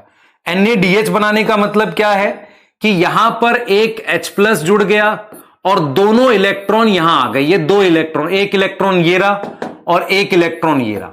आपको समझ में आ रही है मैं क्या कर रहा हूं? मैं आपको सिर्फ यह समझाने की कोशिश कर रहा हूं कि NAD+ में 2 इलेक्ट्रॉन और 2 H+ जुड़ते हैं।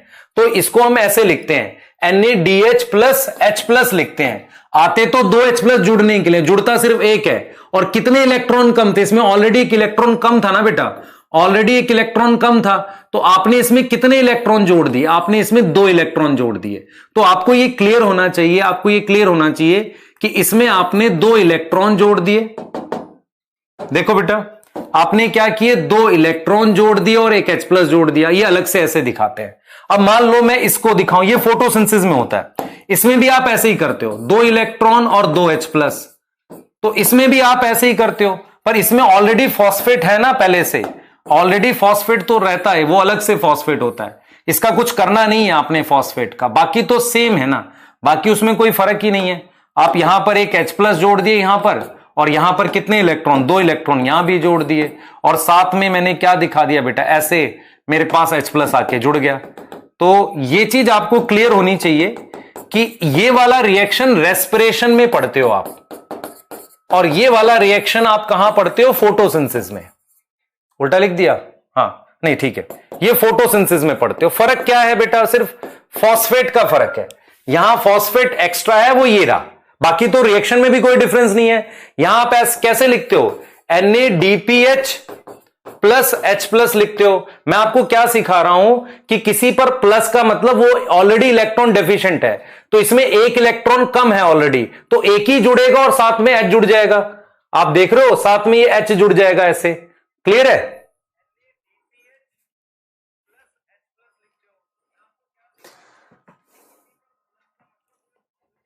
मेरा सिर्फ इतना समझ में ना है आपको, फॉस्फेट का फर्क होता है। ये ऑलरेडी इलेक्ट्रॉन डेफिशिएंट है, तो मेरे पास, मेरी बात सुनो, ऑलरेडी इलेक्ट्रॉन डेफिशिएंट है तो एक इलेक्ट्रॉन इसको पूरा करेगा, बाकी क्या होगा? एक इलेक्ट्रॉन और मेरे पास क्या होगा? एक हाइड्रोजन जुड़ जाएगा। तो क्या रह गया मेरे पास? H+ एक्स्ट्रा अलग से ऐसे अट्रैक्शन से रहता है, बस। क्लियर है? ये बता रहा हूं।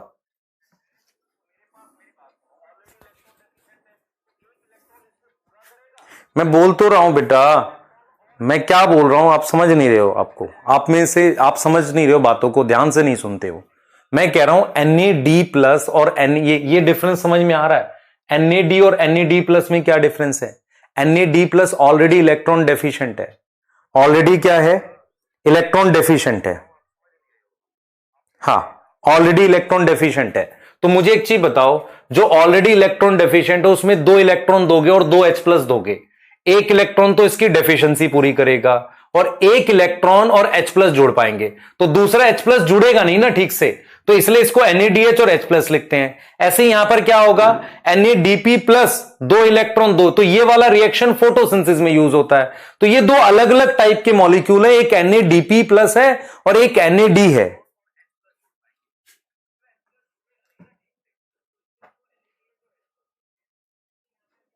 बेटा आप इसको ध्यान से समझो, आज का होमवर्क मैंने क्लास के स्टार्टिंग में दे दिया है बेटा, है ना?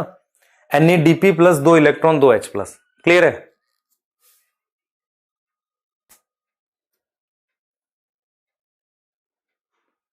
नहीं बेटा, निकोटिन अमाइड एडेनिन आएगा एडेनिन आएगा बेटा, यहां पे एडेनिन है, वो तो लिखा नहीं मैंने, भले ही adenine, nicotinamide adenine dinucleotide, यहां फॉस्फेट है और कोई डिफरेंस नहीं है, आप समझ लो बस इतनी चीज। ठीक है,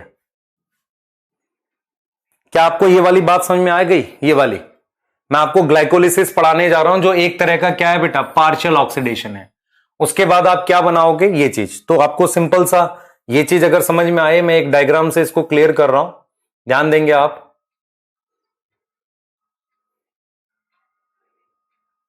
मैं यहां से एक डायग्राम से क्लियर कर रहा हूं।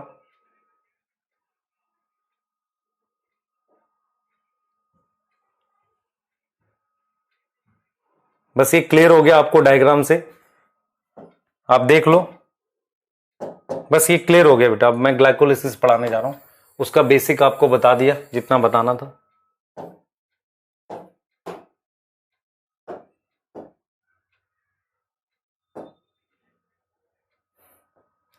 देखो मैं सिर्फ ये कह रहा हूं बेटा आपको, मैं ग्लूकोज लूंगा, ग्लूकोज से आपको पाइरुवेट पढ़ाऊंगा। मैं इस चैप्टर में क्या पढ़ाऊंगा, पाइरुवेट। इसके साथ जो बाकी के रेस्पिरेटरी सबस्ट्रेट हैं वो कैसे एंटर करेंगे वो समझाऊंगा। पाइरुवेट कितने कार्बन का है, 3 कार्बन का। कितने मॉलिक्यूल बनेंगे, 2। मैं आपको ग्लाइकोलिसिस पढ़ाने जा रहा हूं, बस ये ग्लाइकोलिसिस है। तो ग्लाइकोलिसिस की आप लोकेशन देख चुके हो, साइटोप्लाज्म में, और कैसा हो रहा है, पार्शियल ऑक्सीडेशन। मैं इसको लेकर जाऊंगा इसके अंदर, ये माइटोकॉन्ड्रिया। मैं पाइरुवेट को यहां ले आया। पाइरुवेट कितने कार्बन है, 3 कार्बन। इससे मैंने बनाया एसिटाइल कोए, ये कितने कार्बन है, 2 कार्बन। यहां से क्या निकाल दिया, CO2 निकाल दिया। इसको ले जाऊंगा किसमें, क्रैब साइकिल में। क्रैब साइकिल में भी क्या निकल जाएंगे बेटा, 2 CO2 निकल जाएंगे ऐसे। ये माइटोकॉन्ड्रिया है जिसमें इनर मेम्ब्रेन ऐसे होती है बेटा, ऐसे फोल्ड होती है इनर मेम्ब्रेन। और इसको टोटल को किससे मल्टीप्लाई कर दूंगा, 2 से। यहां पर ये 2 से मल्टीप्लाई कर दूंगा, ठीक है, ये 2 है यहां पे। अब क्या बताया था इसमें, इन सभी स्टेप में आपके पास क्या क्या बनेगा, एक तो ATP बनेगा, डायरेक्ट बन रहा है, और क्या बन रहा है, NADH बन रहा है, NADH। इसमें भी क्या बनेगा, NADH बनेगा। इसमें भी क्या बनेगा, NADH बनेगा। इस NADH को इस प्रोसेस में ले आएंगे जो यहां हो रहा होगा। यहां पर एक प्रोसेस होता है, NADH को यहां ले आएंगे। इस प्रोसेस इनर मेम्ब्रेन पर हो रहा है, इसका नाम ETS है। क्या नाम है इसका, ETS नाम है। इस ETS में ये और ये, इनसे लाकर हम क्या बना लेंगे, ATP बनाएंगे। यहां तक समझ में आ रही है मैं क्या करने वाला हूं। ग्लाइकोलिसिस में NADH बना, इसमें NADH बना, इसमें NADH बना, ETS से ATP बनेगी। बस इतनी बात याद रखनी है। ये पूरा प्रोसेस यही है, जो पूरा चैप्टर यही है। पूरे चैप्टर में सबसे पहले आपको क्या पढ़ाएंगे, ग्लाइकोलिसिस, फिर ये स्टेप पढ़ाएंगे, फिर क्रैब साइकिल पढ़ाएंगे, और फिर ये बताएंगे कि इन सब में से जो NADH बना उससे ATP कहां बनेगी, ETS में। तो आपको मैंने यही समझाया था ना, या तो डायरेक्ट ATP बनेगी या NADH से ATP बनेगी। तो NADH जो बना है, NADH किससे बना है बेटा, NADH बना है ऑक्सीडेशन से। उस NADH पे किसके इलेक्ट्रॉन्स हैं, जो ग्लूकोज ऑक्सीडाइज हो रहा था, उससे हम ATP किस में बनाते हैं, ETS में बनाते हैं। इतनी चीज क्लियर है, क्लियर है बेटा। अब आप पूछो मेरे से ETS क्या होता है, वो डिटेल में पढ़ेंगे, पर आपको यह समझ में आना चाहिए कि मैंने आपको यही बताया था कि स्टेप वाइज ऑक्सीडेशन से जो एनर्जी बनती है उससे आप 2 चीजें बनाते हैं, या तो आप ATP बनाते हैं या NADH बनाते हैं। ATP और NADH जो दोनों चीज बनी है, आप रिपीट कर रहा हूं, ATP और NADH जो 2 चीजें बनी है, उन दोनों चीजों में से दो चीजें आपने बनाई, ATP और NADH, उन 2 चीजों में से NADH से ATP आप ETS में बनाते हैं, वो डायरेक्टली नहीं बनती, और कुछ जगह डायरेक्ट ATP बनती है। क्लियर है यार, रिपीट तो नहीं कर सकते इसको, ये सब सेल में हो रहा है। ईटीएस की फुल फॉर्म है इलेक्ट्रॉन ट्रांसपोर्ट सिस्टम। क्या आप मेरे साथ ये समझ पा रहे हैं कि सेलुलर रेस्पिरेशन क्या होता है? सेलुलर रेस्पिरेशन का मतलब सेल के अंदर रेस्पिरेशन। लोकेशन बताओ। साइटोप्लाज्म और माइटोकॉन्ड्रिया, दो लोकेशन हो गई। साइटोप्लाज्म में कौन सा प्रोसेस होता है? ग्लाइकोलिसिस होता है। माइटोकॉन्ड्रिया में कौन सा होगा? क्रैब्स साइकिल और ईटीएस होती है। क्रैब्स साइकिल क्या करता है? क्रैब्स साइकिल क्या करता है बेटा? कार्बन को पूरी तरीके से ऑक्सीडाइज करता है। ईटीएस क्या करता है? कार्बन को ऑक्सीडाइज नहीं करता, वो एनएडीएच से एटीपी बना के देता है। एनएडीएच पे इलेक्ट्रॉन्स कहां से आए थे? ग्लूकोज की ऑक्सीडेशन से। चाहे यहां पर ऑक्सीडेशन हुई हो, यहां हुई हो, यहां हुई हो, तो आप सिंपल समझो ग्लूकोज की स्टेप वाइज ऑक्सीडेशन चल रही है, उससे CO2 रिलीज हो रही है और एनर्जी बन रही है। एनर्जी और इलेक्ट्रॉन बन रहे हैं। एनर्जी से हमने एटीपी बना लिया, इलेक्ट्रॉन और एनर्जी यूज करके एनएडीएच बना लिया। अब एनएडीएच से मैं क्या करूंगा? एटीपी बनाऊंगा, किसमें? ईटीएस में। इतनी बात याद रखनी है।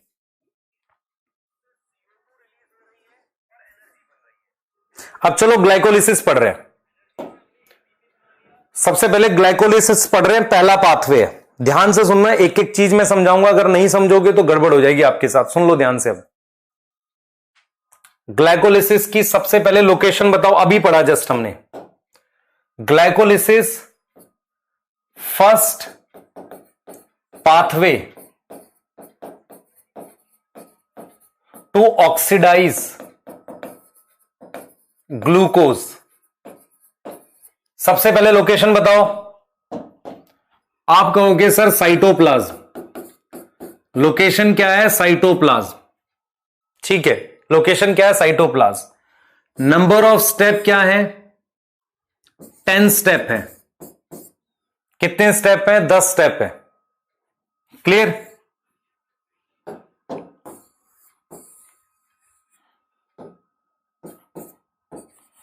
अब ग्लाइकोलिसिस के बारे में डिटेल पढ़ना स्टार्ट कर रहे हैं। सबसे पहले सुन लो ध्यान से। ग्लाइकोलिसिस क्या था बेटा? 19th सेंचुरी मतलब 1870s 80s के आसपास इसकी डिस्कवरी स्टार्ट हुई थी। स्टेप्स को खोजना स्टार्ट हुआ था 1940 को इसके सारे स्टेप डिस्कवर हो गए थे। मेरे को ईयर नहीं करने याद, आपको करने भी नहीं याद, ईयर दे नहीं रखा एनसीईआरटी ने। हमारे पास क्या थे बेटा? 3 साइंटिस्ट थे जिन्होंने इसके 10 के 10 स्टेप को पूरा आइडेंटिफाई किया कि कौन से स्टेप्स के थ्रू ग्लाइकोलिसिस हो रही है। उन 3 साइंटिस्ट के नाम हैं जिन्होंने ये स्टेप वर्कआउट किए। एम्बेडन, मेयरहॉफ एंड परनास। ये 3 साइंटिस्ट है। मैं रिपीट कर रहा हूं, मैं क्या कहना चाह रहा हूं? मैं ये कह रहा हूं बेटा, हमारे मतलब अगर हम डिस्कवरीज की, इंपॉर्टेंट डिस्कवरीज की बात करें तो ये पहला मेटाबॉलिक पाथवे था जिसको पूरी तरीके से स्टेप वाइज खोजा जा सका। 19th सेंचुरी में इस पर काम स्टार्ट हुआ। 3 साइंटिस्ट जिन्होंने अलग अलग या मिलके जैसे भी काम किया और फाइनली क्या किया 1940 में टोटल मैकेनिज्म मतलब कौन कौन से स्टेप इन्वॉल्व हैं ग्लाइकोलिसिस के, वर्कआउट कर लिए। ग्लाइकोलिसिस के वर्कआउट करने का मतलब होता है सारे स्टेप पता लगा लिए। उन तीनों साइंटिस्ट का नाम है एम्बेडन, मेयरहॉफ, परनास।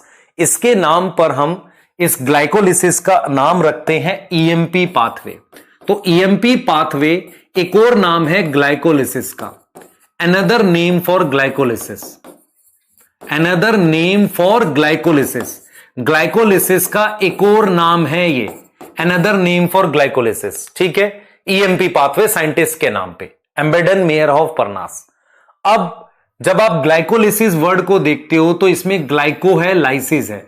ये ग्रीक वर्ड है। ग्रीक वर्ड में ग्लाइकोज का मतलब होता है शुगर या स्वीट। तो ग्लाइकोज का मतलब शुगर या स्वीट है और लाइसिस का मतलब है ब्रेक डाउन। लाइसिस का क्या मतलब है? ब्रेक डाउन है। तो हम एक तरीके से क्या कर रहे हैं? शुगर की ब्रेक डाउन कर रहे हैं। यहां ब्रेक डाउन मतलब ऑक्सीडेशन। तो ग्लाइकोलिसिस क्या है बेटा? स्टेप वाइज ऑक्सीडेशन है ग्लूकोज का। टोटल स्टेप कितने हैं? 10। 10 स्टेप का मतलब 10 एंजाइम है और सारे एंजाइम साइटोप्लाज्म में है। ठीक है, इसमें क्या यूज करते हैं? सबस्ट्रेट यूज करने का मतलब शुगर होती है। कौन सी शुगर यूज करते हैं? ग्लूकोज एंड फ्रक्टोज, दोनों में से कोई भी यूज कर सकते हैं। Both can enter into glycolysis,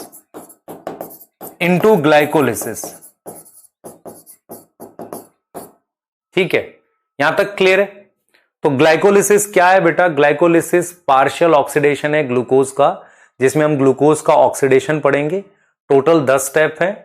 Jin scientist ने इन स्टेप्स को फाइंड आउट किया, पूरा एकदम फिनिशिंग तक फाइंड आउट किया, 3 नाम थे। एम्बिडेन, मेयर ऑफ परनास, उसके नाम पर हम नाम रखते हैं। ईएमपी पाथवे, लोकेशन क्या है? साइटोप्लाज्म, क्योंकि वहीं पर एंजाइम प्रेजेंट है और यहां पर हम शुगर की ऑक्सीडेशन कर रहे हैं। अब हम इस प्रोसेस को पढ़ते हुए चलेंगे और टोटल 10 स्टेप में से कुछ स्टेप्स जो हैं शुरुआत के वो कैसे अलग है और स्टेप्स बाद के कैसे अलग है उनमें समझेंगे। पर क्या आप मेरी बात समझ पा रहे हो? इस पूरे स्टेप में मुझे ऑक्सीडेशन दिखनी चाहिए। ऑक्सीडेशन का मतलब कहीं ना कहीं कार्बन ऑक्सीडाइज होनी चाहिए। क्लियर है बेटा? कार्बन ऑक्सीडाइज होनी चाहिए। कार्बन ऑक्सीडाइज होने का मतलब यह है कि अगर कार्बन पर एल्डिहाइड ग्रुप है तो वो कन्वर्ट होना चाहिए कार्बोक्सिलिक एसिड में। तो मैं क्या पढ़ाने वाला हूं, जरा पूरे मेरी तरफ फोकस करना। मैं 6 कार्बन का एक कंपाउंड है ग्लूकोज, उस ग्लूकोज को पहले मैं 3 कार्बन की 2 शुगर में तोड़ूंगा और फिर उस शुगर पे जो एल्डिहाइड ग्रुप वगैरह होंगे या अल्कोहल ग्रुप होंगे उनको ऑक्सीडाइज करूंगा। अगर मैं आपको सिंपल टर्म में समझा सकूं तो आपको मैं एक सिंपल टर्म में समझा रहा हूं, वो क्या है वो देखो जरा ध्यान से। मैं सिंपल टर्म में अगर आपको समझा सकूं तो मैं कुछ ऐसा करने वाला हूं, पूरे इस प्रोसेस में। अगर मैं प्रोसेस की बात करूं तो आपको दिखना चाहिए कि कार्बन 6 कार्बन का एक कंपाउंड है जिसका नाम ग्लूकोज है, जिस पर ये CHO ग्रुप है और इस पर मेरे पास क्या होगा, आपको मैंने बोला था इस पे कौन सा ग्रुप होगा, साथ में OH ग्रुप होगा। ये मेरे पास ग्लूकोज है बेटा, दिस इज ग्लूकोज, ये मेरे पास ग्लूकोज है। मैं इस पूरे प्रोसेस में क्या करूंगा, पहले इसको 3-3 कार्बन की शुगर में तोड़ लूंगा। मतलब मैं क्या करूंगा, ऐसी शुगर बना दूंगा जो 3-3 कार्बन की है।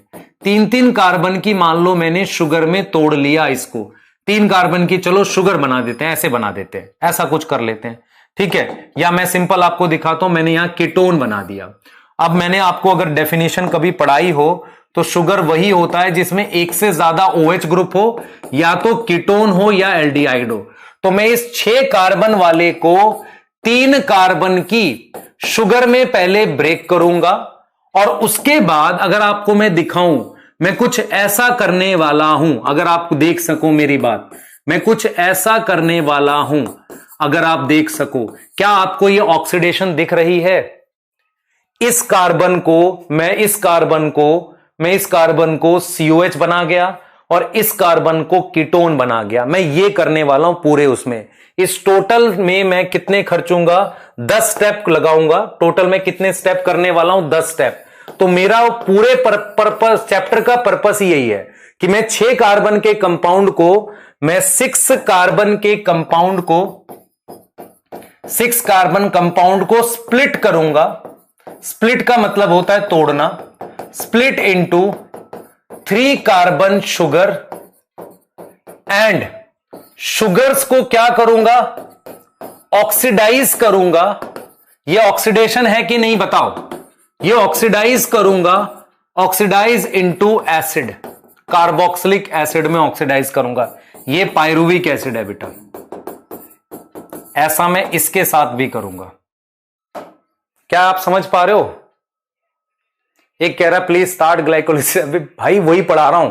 प्रॉब्लम यह है कि मैं सीधे स्टेप पढ़ा दूंगा तो स्टेप से आपको समझ तो आ जाएगा, आपको स्टेप याद हो जाएंगे, लेकिन आपको उसका बेसिक असन समझ नहीं आएगा कि एग्जैक्टली पढ़ा क्यों रहा हूं मैं आपको। ऑक्सीडेशन क्या यहां CO2 बनी? नहीं। तो इसका मतलब कौन सी ऑक्सीडेशन हुई? मैं यहां पर कौन सी ऑक्सीडेशन कर रहा हूं? Partial oxidation. पार्शियल ऑक्सीडेशन इसका मतलब क्या हुआ? No CO2 form.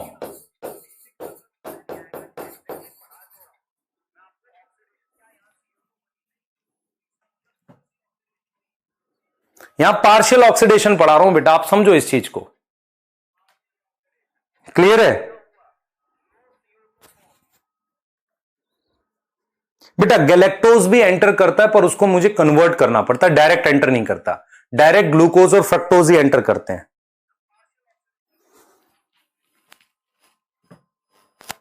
ठीक है, चलिए स्टार्ट करते हैं ग्लाइकोलिसिस। बहुत महान बच्चे हैं हमारे पास, प्रोसेस को स्टार्ट करते हैं। चलिए फटाफट से ग्लाइकोलिसिस स्टार्ट करते हैं। आप में से ये चीज समझ सकते हैं, ये ग्लूकोज बेटा 6 कार्बन का ग्लूकोज है, देख लो स्ट्रक्चर देखो। ग्लूकोज में एल्डिहाइड ग्रुप होता है और एक से ज्यादा OH ग्रुप में आपको दिख रहा है। This is glucose, this is glucose, और ये ग्लूकोज की रिंग फॉर्म है। आप ऐसे लिखते हो उसे, H ऊपर OH नीचे, OH ऊपर H नीचे, H ऊपर OH नीचे, ये ग्लूकोज है बेटा। दिस इज ग्लूकोज, ये ग्लूकोज की ओपन चेन है। देख लो ध्यान से, ये ग्लूकोज की कौन सी फॉर्म है? रिंग फॉर्म है। कौन सी फॉर्म है? Ring form. अगर आप रिंग फॉर्म को ध्यान से देखो, मैं नंबर डाल रहा हूं, 1 2 3 4 5, रिंग में 5 कार्बन है, 6th कार्बन यहां है। अब ये फ्रक्टोज है, फ्रक्टोज है बेटा, दिस इज फ्रक्टोज। फ्रक्टोज की ये कौन सी है बेटा? ये, और ये रिंग फॉर्म है, रिंग फॉर्म है। इसमें हमारे पास रिंग फॉर्म है बेटा, ध्यान देना। इसमें कितनी कार्बन बाहर है रिंग में?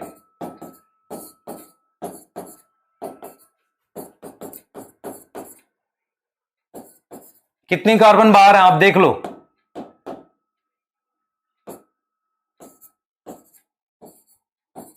आपको 2 कार्बन रिंग के बाहर है, ये रिंग फॉर्म है फ्रक्टोज की, है ना, ये फ्रक्टोज है बेटा, ये रिंग फॉर्म है। अब स्टार्ट कर सकते हैं। ग्लूकोज की रिंग ऐसी है और फ्रक्टोज की रिंग ऐसी है, तो ग्लूकोज में 1 कार्बन बाहर है यहां पर 6th पोजीशन पर, और यहां पर 2 कार्बन बाहर है, 6th वाली बाहर है रिंग के, और 1 वाली बाहर है, 1st वाली बाहर है। इतनी चीज ये फ्रक्टोज है। ये चीज मेरे को मेन समझानी है आपको, ये ग्लूकोज है। स्टार्ट कर रहे हैं ग्लाइकोलिसिस। क्या ये बात समझ में आ गई? ग्लूकोज की ओपन चेन रिंग फॉर्म, ये 6th कार्बन रिंग के बाहर है, रिंग में नहीं है। यहां पर ये 1st और 6th दोनों रिंग के बाहर है। स्टार्ट करो ग्लाइकोलिसिस को। अब स्टेप 1 देखो, सबसे पहला स्टेप पढ़ा रहा हूं। नहीं, ये बनाना नहीं है बेटा, ये बनाना नहीं है, सिर्फ समझ, क्या मेरी बात सुनो, ये बनाना नहीं था, ये आपको सिर्फ ये बताया कि ग्लूकोज में जो रिंग होती है, ग्लूकोज की 6 कार्बन का कंपाउंड है, उसमें से 5 कार्बन तो रिंग में है, 1 कार्बन रिंग के बाहर है। फ्रक्टोज में 2 कार्बन रिंग के बाहर है, क्योंकि रिंग उसमें 4 कार्बन। इतनी बात याद करनी है। सबसे पहला स्टेप देख रहे हैं ग्लाइकोलिसिस का, ध्यान से समझना। सबसे पहला स्टेप ये है, आपको ये ठीक लगता है ऐसे, ग्लूकोज जो है वो 6 कार्बन का है, आपने क्या किया, उस पर फॉस्फेट जोड़ा है, आपने बनाया ग्लूकोज 6 फॉस्फेट। अब एक चीज समझो ध्यान से, जहां पर भी एटीपी इन्वॉल्व होता है वहां पर एंजाइम का नाम काइनेज होता है। सबसे पहला स्टेप है, ग्लूकोज से आपने ग्लूकोज 6 फॉस्फेट बना दिया। कैसे बनाया? अगर आप रिंग देख सको, अगर आप रिंग देख सको, इस 6th पोजीशन पर फॉस्फेट जोड़ा है मैंने। 6th पोजीशन पर क्या जोड़ा है? फॉस्फेट। तो ग्लूकोज पर फॉस्फेट कैसे लाया हूं मैंने एटीपी से फॉस्फेट निकाला है, एटीपी का मतलब ट्राइफॉस्फेट, और एडीपी बना दिया है। ठीक है, अब ग्लूकोज कितने कार्बन का है? 6 कार्बन का। 6 कार्बन की शुगर का नाम हेक्सोज होता है, हेक्सोज। और एंजाइम आएगा काइनेज। काइनेज क्यों आएगा? ये एंजाइम है बेटा, हेक्सोकाइनेज। काइनेज क्यों आएगा? क्योंकि एटीपी इन्वॉल्व है। तो आप सबसे पहला स्टेप देखो, ग्लूकोज 6 कार्बन का कंपाउंड, हमने एटीपी की फॉस्फेट एटीपी से फॉस्फेट निकालकर किस पे ट्रांसफर कर दी? ग्लूकोज पे। कौन सी कार्बन पर करिए? 6th कार्बन पर। तो अगर मैं इसका स्ट्रक्चर की तरीके से दिखा दूं तो कुछ ऐसा बनेगा आपके पास। ये मान लो ग्लूकोज है और ये इसकी 6th कार्बन है, this is 6th carbon, CH2OH। मैंने यही चीज करी, ये 6th कार्बन है, दिस इज 6th कार्बन, ये फर्स्ट थी, और मैंने यहां पर क्या कर दिया देख लो, ये किया मैंने, देख लो ध्यान से, ये पहला स्टेप है, यहां तक ठीक है, ये फर्स्ट स्टेप है। तो दिस इज स्टेप 1। ग्लूकोज से हमने क्या बना दिया, ग्लूकोज 6 फॉस्फेट। क्लियर है बेटा?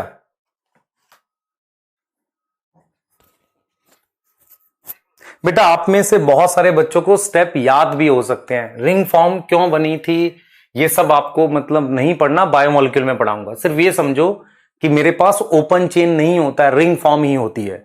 रिंग फॉर्म में छठी कार्बन पर मैंने फॉस्फेट जोड़ा, इतना बताया सिर्फ, ठीक है? हाँ क्लियर। अभी क्योंकि हम आपको बताएंगे कि ये जाकर इस कार्बन से जुड़ता है, एक बॉन्ड बनाते हैं हम लोग, वो हम बताएंगे आपको, लेकिन वो आपको बायोमोलिक्यूल में पढ़ना है। अभी आप यहां पर फोकस करो। तो मैं आपको क्या पढ़ा रहा हूं, सबसे पहला स्टेप क्या है, देखो मैं क्या पढ़ा रहा हूं, सुनो ध्यान से सुनो। देखो मैं क्या करने वाला हूं, ध्यान सुनना।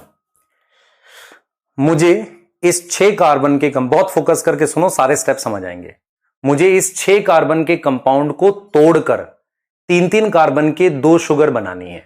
सबसे पहले मुझे क्या करना पड़ेगा, एक्टिवेशन करनी पड़ेगी। फोकस करके सुनो, सारा समझ आएगा। मुझे क्या करना है, 6 कार्बन के ग्लूकोज को तोड़कर 3-3 कार्बन की 2 शुगर बनानी है। शुरुआत में मुझे एक्टिवेशन करनी पड़ेगी। एक्टिवेशन करने के लिए मतलब क्या होता है, एनर्जी इन्वेस्ट करनी पड़ती है। तो स्टार्टिंग के जो 4 स्टेप है हमारे पास या 5 स्टेप है, उसमें एनर्जी इन्वेस्ट कर रहे हैं। हम क्या कर रहे हैं, एक तरीके से एनर्जी इन्वेस्ट कर रहे हैं। एनर्जी हम कैसे इन्वेस्ट कर रहे हैं, हम इस ग्लूकोज पर फॉस्फेट जोड़ रहे हैं, उसे एक्टिवेट कर रहे हैं। तो अभी मैंने ग्लूकोज पर 1 फॉस्फेट जोड़ा है, मैं 2 फॉस्फेट जोड़ना चाहता हूं। तो मैं क्या करता हूं, ध्यान से सुनेंगे, मैं क्या करता हूं, ध्यान सुनेंगे बेटा, मैं क्या करता हूं, मैं ग्लूकोज को कन्वर्ट कर दूंगा किसमें, फ्रक्टोज में। मेरी बात सुनो ध्यान से। अभी मेरे पास जब मैंने आपको रिंग समझाई थी तो मैंने कहा था ग्लूकोज में कैसी रिंग है, 1 2 3 4 5 रिंग में है और 6th रिंग के बाहर है। तो मैंने यहां फॉस्फेट जोड़ लिया, यहां फॉस्फेट जोड़ लिया। अब मैं चाह रहा हूं कि इसमें एक और फॉस्फेट जोड़ूं। तो फॉस्फेट जोड़ने के लिए मैं इस ग्लूकोज 6 फॉस्फेट को फ्रक्टोज में कन्वर्ट कर दूंगा। फ्रक्टोज में कन्वर्ट करने का फायदा यह है कि फ्रक्टोज में रिंग के बाहर 2 कार्बन है, पहली वाली भी बाहर है और छठी वाली भी बाहर है। तो अगर मैं सबसे पहला स्टेप क्या है, ग्लूकोज से मैंने कन्वर्ट किया ग्लूकोज 6 फॉस्फेट, फिर मैं ग्लूकोज 6 फॉस्फेट से फ्रक्टोज 6 फॉस्फेट बनाऊंगा। फ्रक्टोज 6 फॉस्फेट बनाने का मतलब मैंने क्या किया, आइसोमर बनाया। वो मैंने इसलिए किया कि जो फ्रक्टोज 6 फॉस्फेट है, देखो ध्यान से, ग्लूकोज 6 फॉस्फेट से ये बनाया तो ये वाली कार्बन भी बाहर आ गई। अब मैं यहां पर भी फॉस्फेट जोड़ दूंगा। तो आपको स्टेप ऐसे मूव करेंगे, देखो अब आपको स्टेप ऐसे मूव करेंगे, ध्यान से देखो बेटा, स्टेप कैसे मूव कर रहे हैं, ध्यान से देखो। मैंने आपको यही चीज पढ़ानी है, ध्यान से देखेंगे। सबसे पहले मेरे पास ग्लूकोज था, ग्लूकोज कितने कार्बन था, 6 कार्बन। मैंने इस ग्लूकोज में क्या जोड़ दिया, फॉस्फेट जोड़ दिया। तो मेरे पास क्या आ गया, ग्लूकोज 6 फॉस्फेट आ गया। इसके लिए फॉस्फेट कहां से आया, ये वाला एरो देखो ऐसे, फॉस्फेट आया है एटीपी से और क्या बन गया, एडीपी बन गया। इसके लिए एंजाइम क्या चाहिए बेटा, मुझे एंजाइम का नाम काइनेज चाहिए। कौन सा काइनेज, हेक्सोकाइनेज। अब देखो अगर आपको इसको स्ट्रक्चर की फॉर्म में दिखा दूं तो देखो, दिस वाज ग्लूकोज ऐसा, जिसके यहां पर OH था ऐसे, ये 6th कार्बन थी। यहां पर आपने क्या किया, देखो यहां पर आपने फॉस्फेट जोड़ दिया 6th पे। आपने क्या जोड़ दिया बेटा, यहां पर फॉस्फेट जोड़ दिया ऐसे, ये जोड़ दिया 6th पे फॉस्फेट आ गया। लिख देता हूं यहां पे 1 2 3 4 5 6। अब बताओ जरा, मुझे ग्लूकोज का आइसोमर बनाना। आइसोमर समझ में आता है, आइसोमर मतलब स्ट्रक्चर, फॉर्मूला सेम, स्ट्रक्चर अलग। तो मैंने यहां पर लिख दिया फ्रक्टोज 6 फॉस्फेट, ये सेकंड स्टेप है। फ्रक्टोज 6 फॉस्फेट लिख दिया, सेकंड स्टेप हो गया। तो सेकंड स्टेप मैंने कैसे बनाया, देखेंगे ध्यान से। सेकंड स्टेप कैसे बनाया, मैंने यहां पर एटीपी था, इससे सेकंड स्टेप मैंने कैसे बनाया, देखो बेटा, मैंने सिंपल क्या करा, इसका आइसोमर बना दिया। तो देखो आइसोमर का क्या मतलब है, अगर आइसोमर में फ्रक्टोज बनाऊंगा तो ये कार्बन CH2 के साथ P, ये 6th कार्बन है, ये बाहर है, ये पहली कार्बन भी मेरे पास बाहर आ गई। ये समझ में आ रहा है आपको? तो मैंने इसको देख रहे हो, इसको पे 6 पोजीशन पर फॉस्फेट जोड़ा और मैंने आइसोमर बना दिया। आइसोमर क्यों बनाया, मेरी बात सुनो। देखो यहां पे फर्स्ट कार्बन तो रिंग के अंदर है, यहां फर्स्ट कार्बन रिंग के बाहर आ गई, क्योंकि मैं क्या चाहता हूं, मैं चाहता हूं एनर्जी इन्वेस्ट करना, 2 फॉस्फेट जोड़ना चाहता हूं। तो मुझे बताओ, क्या यहां पर मैं एंजाइम का नाम आइसोमरेज नहीं रखूंगा? आइसोमर बना रहा हूं, आइसोमरेज, फॉस्फो ग्लूको आइसोमरेज, मतलब एक ऐसा कंपाउंड जिस पर फॉस्फेट जुड़ा हुआ था, हेक्सोज था, आइसोमरेज बना दिया। अब ये मैंने क्यों बनाया, आप खुद से सोचो, आपको अब समझ आ जाएगा क्यों बनाया। मैंने ये इसलिए बनाया ताकि थर्ड स्टेप में, देखो दिस वाज फर्स्ट स्टेप, ये फर्स्ट स्टेप है, ये सेकंड है, और ये मेरे पास थर्ड स्टेप है। थर्ड स्टेप में मैं फिर से फॉस्फेट खर्च करूंगा। कैसे, ये देखो, मैं एटीपी से एडीपी बनाऊंगा। मैंने ऐसा इसलिए किया, ध्यान से समझो बेटा, देखो ये रिंग के अंदर थी, मैं इसको बाहर ले आया फ्रक्टोज बना के। अब मेरे पास क्या आएगा, फ्रक्टोज 1,6 बिसफॉस्फेट। जब आप स्टेप याद करते हो तो आप में से शायद कोई बच्चा ये नहीं सोचता कि मैं 6th पे ही क्यों जोड़ रहा हूं, जैसे ये 6th पे ही क्यों जोड़ रहा हूं, क्योंकि 6th बाहर थी यहां पर। फिर मैं फर्स्ट पे क्यों जोड़ रहा हूं, किसी और कार्बन पर फॉस्फेट क्यों नहीं जोड़ रहा हूं, क्योंकि 6 और फर्स्ट फ्रक्टोज में बाहर थी। तो ये कंपाउंड जो बना, ये फ्रक्टोज 1,6 बिसफॉस्फेट, स्ट्रक्चर देख सकते हो खुद से, ये हो जाएगा। यहां देखो, एक फॉस्फेट यहां है, एक फॉस्फेट यहां है, क्लियर है? 1 2 3 4 5 6, क्या यहां तक समझ में आ रहा है?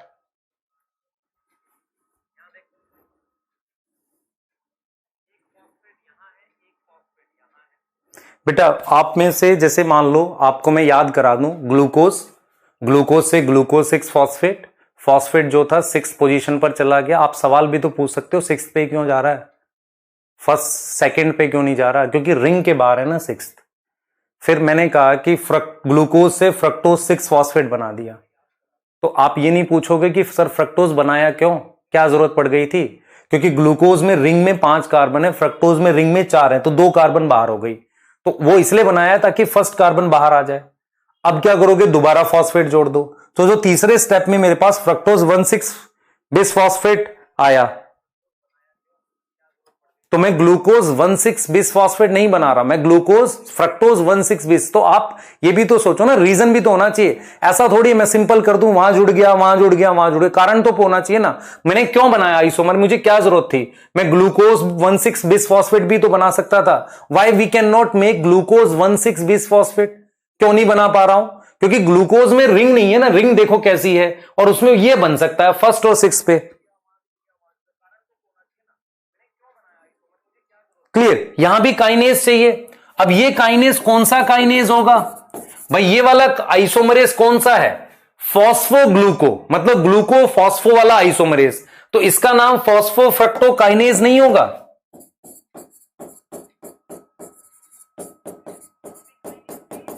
क्लियर है?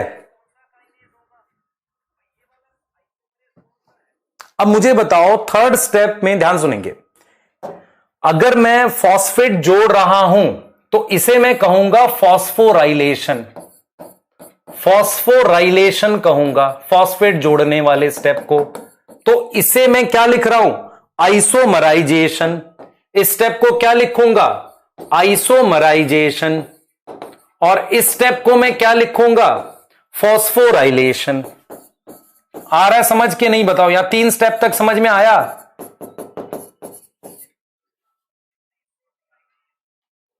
क्लियर है बेटा? आप समझो इस बात को। अगर मैं आपसे क्रॉस क्वेश्चन पूछूं कि मुझे आइसोमर बनाने की जरूरत क्या थी, क्या कारण था मैंने ग्लूकोज 6 फॉस्फेट को फ्रक्टोज 6 फॉस्फेट में कन्वर्ट किया, सिंपल सा रीजन ये था, मुझे उसकी वो रिंग बनानी थी जिसमें दूसरा ये कार्बन बाहर आ जाए। अब मैं इस पे फॉस्फेट जोड़ सकता हूं। क्लियर है? तो अभी तक एटीपी कहां से आई बेटा, साइटोप्लाज्म में। देखो नीट में क्वेश्चन आया था बहुत साल पहले, प्रोसेस ये था कि कौन सा ऐसा प्रोसेस है जो बिना एटीपी के नहीं हो सकता, मतलब मुझे अगर कराना पड़े तो ग्लाइकोलिसिस कराने के लिए भी एटीपी चाहिए। आप समझो ध्यान से, देखो ग्लाइकोलिसिस एटीपी बनाता है, पर ग्लाइकोलिसिस कराने के लिए भी शुरुआत में एटीपी चाहिए। तो अगर आपसे कोई पूछे रेस्पिरेशन का सबसे पहला स्टेप क्या है, रेस्पिरेशन का सबसे पहला स्टेप क्या है, ग्लाइकोलिसिस है, पर ग्लाइकोलिसिस को कराने के लिए भी एटीपी चाहिए। आप सोच रहे हो? हाँ बेटा देखो, सेकेंड स्टेप में फ्रक्टोज 6 फॉस्फेट था, कहां गया? सेकेंड स्टेप में क्या किया, ग्लूकोज 6 कार्बन की शुगर है, ये भी 6 कार्बन की है, मैंने इसका आइसोमर, आइसोमर क्या होता है? स्ट्रक्चर चेंज करना। क्लियर है बेटा? आप सिंपल सिंपल चीजें समझोगे आपको आसानी से आ जाएगा। मैं आपको याद तो करा ही दूंगा, याद कराना बड़ा चीज नहीं है, लेकिन मैं आपको ये तो रीजन भी तो दूं कि आप ऐसा क्यों कर रहे हो। आप अगर ऑर्गेनिक केमिस्ट्री समझते हो तो आपको ये भी समझ आना चाहिए। स्टार्ट करते हैं, जो मैंने सिंपल पढ़ाया आपको उससे स्टार्ट करते हैं। मैंने आपको पढ़ाया, देखो स्टेप कैसे मूव किया। बेटा थोड़ा सा समय लूंगा लेकिन आपको कराऊंगा अच्छे से। ग्लूकोज 6 कार्बन है, ठीक है, उस ग्लूकोज में आपने ऐसे बना दिया, ध्यान दो बेटा, इस तरीके से ग्लूकोज था, आपको बताया मैंने ग्लूकोज पर यहां पर CH2OH था। अच्छा, मैंने यहां एरो बनाया, इस ग्लूकोज पे मैंने इस स्टेप का नाम क्या रखा? फॉस्फोराइलेशन। फॉस्फोराइलेशन स्टेप का क्या मतलब होता है बताओ? फॉस्फोराइलेशन स्टेप का क्या मतलब होता है?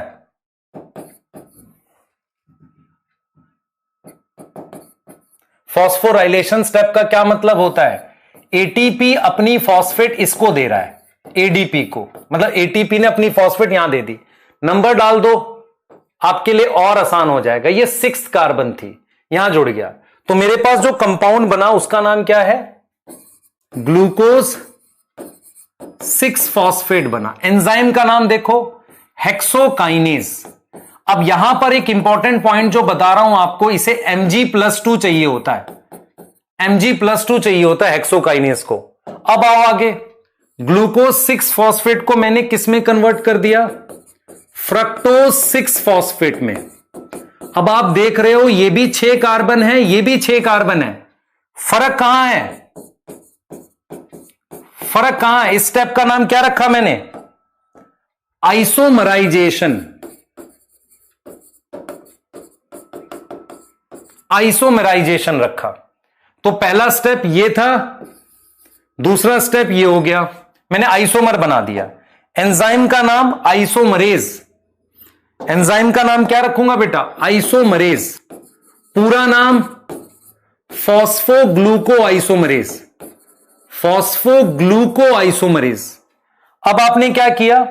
फ्रक्टोज 16 बिस फ्रक्टोज, इसमें फिर से आपने एटीपी खर्च कर दिया। कैसे करा देखो, एटीपी यहां खर्च कर दिया और क्या आ गया? एडीपी आ गया।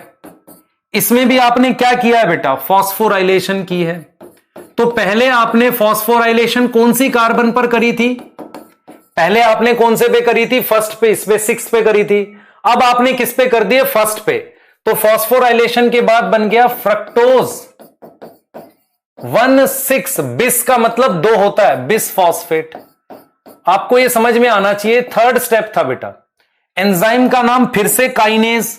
जब भी एटीपी आएगा काइनेज आएगा, और कौन सा काइनेज? ये वाला फॉस्फोफ्रक्टोकाइनेज। फॉस्फोफ्रक्टोकाइनेज, फॉस्फोफ्रक्टोकाइनेज कहते हैं, फॉस्फोफ्रक्टोकाइनेज। अब यहां तक कितने स्टेप हुए? 3 स्टेप पढ़ाए हैं मैंने अभी तक। ये फर्स्ट स्टेप हो गया, ये सेकंड स्टेप हो गया, ये थर्ड स्टेप हो गया। क्या आपको तीनों स्टेप के नाम और एंजाइम समझ में आ गए? अच्छा, क्या इसको भी Mg+2 चाहिए? बिल्कुल चाहिए। 2020 नीट में, सुन लो ध्यान से, देखो मुझे याद रहते हैं क्वेश्चंस। 2020 नीट में 2020 में एक क्वेश्चन आया था Mg+2। क्वेश्चन ये आया था, alkaline earth metal require for respiration and photosynthesis. ये बायोमोलिक्यूल केमिस्ट्री का क्वेश्चन था। Alkaline earth metal require for photosynthesis and respiration. Photosynthesis में एक एंजाइम है रुबिस्को, जिसके लिए मैग्नीशियम चाहिए, आप देख रहे हो रेस्पिरेशन में मैं मैग्नीशियम लिख रहा हूं ऑलरेडी, तो आंसर उसका मैग्नीशियम था। समझ आया? 2020 ये नीट में केमिस्ट्री का क्वेश्चन था, ध्यान रखना। क्लियर है? हाँ, यहां तो बेटा रिपीट क्या करूं, मुझे मेरी बात देख बेटा। ग्लूकोज 6 कार्बन का बना है, यहां 6 कार्बन पर फॉस्फेट जोड़ दिया, ग्लूकोज 6 फॉस्फेट, उसका आइसोमर बना दिया। ये वाली रिंग ऐसी थी और हमने आइसोमर बनाया तो ऐसी रिंग बना दी। ये देख रहे हो, ऐसी रिंग बना दी और फ्रक्टोज 1,6 बिसफॉस्फेट आ गया। अब ये कितने कार्बन है बताओ? ये 6 कार्बन का है। समझ आया?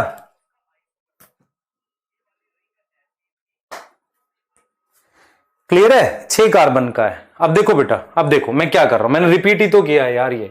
अब मैं इसको स्प्लिट कर रहा हूं। मैं क्या कर रहा हूं? स्प्लिट करूंगा। स्प्लिट करने को कहते हैं हाइड्रोलिसिस। स्प्लिट कर रहा हूं, ठीक है? क्लियर? स्प्लिट कर रहा हूं। अब मेरी बात सुनो, आप जब ऑर्गेनिक केमिस्ट्री पढ़ते हो तो ऑर्गेनिक केमिस्ट्री में आपको एक रिएक्शन पढ़ाया जाता है, एल्डोल कंडेंसेशन। एल्डोल कंडेंसेशन, मेरी बात सुनो, ये 6 कार्बन की शुगर है। ये क्या है? शुगर। मैं यहां पर क्या करने वाला हूं, इस 6 कार्बन की शुगर को स्प्लिट करके इस शुगर को, दिस शुगर को तोड़ूंगा, स्प्लिट होगी, split into 3 carbon sugar, 3 carbon की शुगर बनेगी, इंटू 2 शुगर, जो कितने कार्बन की है? 3 कार्बन की। इसमें टूटेगा। मैं आपको यह कहना चाह रहा हूं कि जब आपने केमिस्ट्री पढ़ी है तो वहां पर आपको एक रिएक्शन पढ़ाया जाता है, एल्डोल कंडेंसेशन। एल्डोल कंडेंसेशन में कीटोन और एल्डिहाइड को कंडेंस करते हैं। यह रिएक्शन उसका उल्टा है। उल्टा मतलब यहां पर एक शुगर को तोड़कर एल्डिहाइड और कीटोन बना रहे हैं, तो एक तरीके से एल्डोल कंडेंसेशन का उल्टा हो रहा है। ये मुझे नहीं चाहिए। ये इसके नाम को एक्सप्लेन कर देगा, एल्डोलेज। इस एंजाइम का नाम एल्डोलेज क्यों रखा गया है? क्योंकि ये एल्डोल कंडेंसेशन का अपोजिट रिएक्शन करा रहा है। तो ये क्या करेगा बेटा? 2 शुगर बनाएगा 3-3 कार्बन की, 3-3 कार्बन की 2 शुगर बनाएगा। एक शुगर कीटोज होगी और एक शुगर एल्डोज होगी। आप समझ लो ध्यान से, कीटोज वाली का नाम डाइहैप होगा और एल्डोज वाली का नाम PgAl होगा। आपको समझ आया मैंने क्या किया? सबसे पहले स्टेप में फॉस्फेट जोड़ा ग्लूकोज पे, दूसरे स्टेप में उसका आइसोमराइजेशन कराया। उसके बाद मैंने क्या किया? जब मैंने इसका आइसोमराइजेशन कराया तो मैंने तीसरे स्टेप में फिर फॉस्फोराइलेशन कराई। चौथे स्टेप में मैंने क्या किया? उस 6 कार्बन की शुगर को तोड़ दिया 3-3 कार्बन की शुगर में। एक कार्बन कीटोन बनी और एक शुगर कीटोन बनी, दूसरी एल्डिहाइड बनी। और ये एंजाइम का नाम है जो 4 स्टेप का एंजाइम है, एल्डोलेज। तो ये 3 कार्बन की शुगर आप कैसे लिखोगे? देखो मैं लिखना सिखाता हूं आपको आज। आप सबसे पहले 3 कार्बन लिखो ऐसे, ठीक है? और 3 कार्बन यहां लिखो। इसमें एल्डिहाइड ग्रुप है और इसमें कीटोन ग्रुप है, ठीक है? लिख दिया हमने। अब इसमें क्या नाम लिखा है इसका? डाइहैप। डाइहैप की फुल फॉर्म है डाइहाइड्रोक्सी, पढ़ सकते हो? Dihydroxy acetone. एसीटोन क्या होता है? 3 कार्बन का कीटोन, फॉस्फेट। आप देखो ध्यान से बेटा, डाइहाइड्रोक्सी एसीटोन फॉस्फेट। इसका मतलब क्या हो गया कि 2 OH ग्रुप हैं यहां पर। ये हो गई शुगर डाइहाइड्रोक्सी एसीटोन। देखो 1 2 3 कार्बन कीटोन लगा हुआ है, एक से ज्यादा OH group. What is definition of sugar? Carbohydrate, polyhydroxy ketone और एल्डिहाइड। एक से ज्यादा OH और कीटोन, इसे शुगर कह रहे हैं। तो आप खुद से देखो, ध्यान से सुनेंगे सारे। 3 कार्बन की शुगर है, डाइहाइड्रोक्सी एसीटोन, यहां तक तो मैंने कर लिया, फॉस्फेट नहीं लगाया। तो किसी एक OH की जगह आप यहां पर अब फॉस्फेट जोड़ दो, ऐसे। ये किसका स्ट्रक्चर हो गया? डाइहैप का। ऐसे ही आप यहां पर OH जोड़ो और यहां पर आप क्या जोड़ दो? फॉस्फेट। ये हो गया फॉस्फोग्लिसल्डिहाइड। तो 3-3 कार्बन की 2 शुगर बनी है, एक कीटोन और एक एल्डिहाइड। अब मैं क्या करूंगा? इसके आगे ऑक्सीडेशन पढ़ाऊंगा आपको। क्लियर है? कुछ बच्चे कह रहे हैं तोते उड़ रहे हैं। बेटा तोते इसलिए उड़ते हैं क्योंकि तुम समझना नहीं चाहते चीजों को। तुम्हें रटने की गंदी आदत लगी हुई है और वो भी अलग अलग स्टाइल में रट लेते हो, ट्रिक ट्रिक बना के। इसलिए तुम्हें कुछ समझ नहीं आता। इसलिए देखो मैं क्या कह रहा हूं, मैंने सिर्फ क्या किया है, इसको तोड़ा है। अगर आप ये नहीं समझ पा रहे हो कि कार्बोहाइड्रेट की डेफिनेशन क्या है, तो केमिस्ट्री का बायोमोलिक्यूल कैसे पढ़ोगे। फ्रक्टोज 1,6 बिसफॉस्फेट, ये कितने कार्बन का है मुझे बताओ जरा। ये 6 कार्बन का है। मैंने क्या किया, इस कंपाउंड को 3-3 कार्बन की 2 शुगर में तोड़ दिया, 2 शुगर में तोड़ दिया। 3 कार्बन की ये, 3 कार्बन की ये, टोटल 6 कार्बन का था। 3 कार्बन की एल्डिहाइड वाली शुगर कैसे लिखोगे और कीटोन वाली कैसे लिखोगे। अगर मैंने यहां कीटोन लिख दिया तो एक से ज्यादा OH ग्रुप होता है, इसे कहते हैं कीटोन वाली शुगर। एक से ज्यादा OH ग्रुप और कीटोन, इसे शुगर कहते हैं। तो इसका नाम कैसे पढ़ोगे, डाईहाइड्रोक्सी एसीटोन। डाईहाइड्रोक्सी एसीटोन ये शुगर का नाम है। और अगर इस पे फॉस्फेट और जोड़ दूं, क्योंकि 2 फॉस्फेट थे ना, एक ये, मुझे ये चाहिए फॉस्फेट, बिना इसके काम नहीं होगा, तो वो यहां जुड़ा हुआ है, किसी भी एक पे जोड़ दो। ये जोड़ दी फॉस्फेट, ये जोड़ दो यहां पे, ऐसे सिंपल। अगर मुझे इस पे बनाना है तो जरा देखो ध्यान से, यहां CHO है मान लो, यहां OH है, H है, और यहां CH2 के साथ मैंने यहां फॉस्फेट जोड़ दिया। मैं ऑक्सीजन नहीं लिखता हूं, नहीं तो कंफ्यूज हो गया आप बीच में। इसका नाम क्या रख दिया बेटा, इसका नाम PGL रख दिया, फॉस्फोग्लिसल्डिहाइड। आपको लिखना आना चाहिए ना, स्ट्रक्चर इंपॉर्टेंट नहीं है, सिर्फ समझाने के लिए समझा रहा हूं इसको। फॉस्फोग्लिसल्डिहाइड कह रहे हैं।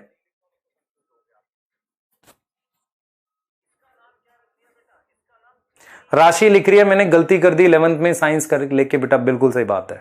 This is right time to realise your mistake, है ना।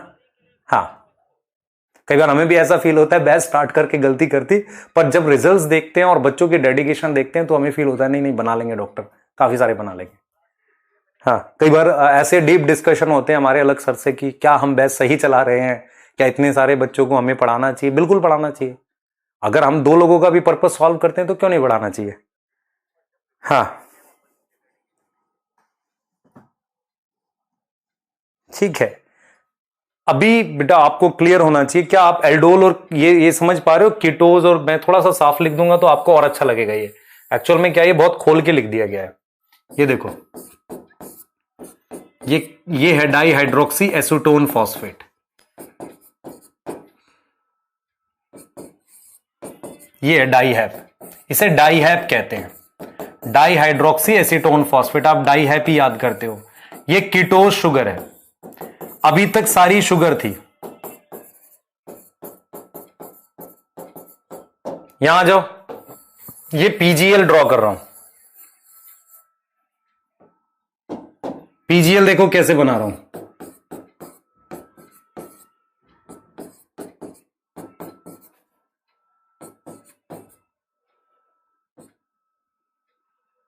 ये देखो, इसका नाम PGL है, शुगर का नाम ग्लिसल्डिहाइड है, लेकिन फॉस्फेट जुड़ा होने की वजह से क्या लिख रहे हैं, फॉस्फोग्लिसल्डिहाइड। ये 4th स्टेप है बेटा, जिसको आप क्या लिख रहे हो, स्प्लिटिंग, टूटा है। एंजाइम का नाम एल्डोलेज है, क्योंकि एल्डोल कंडेंसेशन की उल्टा है, एल्डोलेज। फॉस्फोग्लिसल्डिहाइड, क्या यहां तक ठीक है, क्लियर है, यहां तक ठीक है। अरे समझ आया नहीं आया,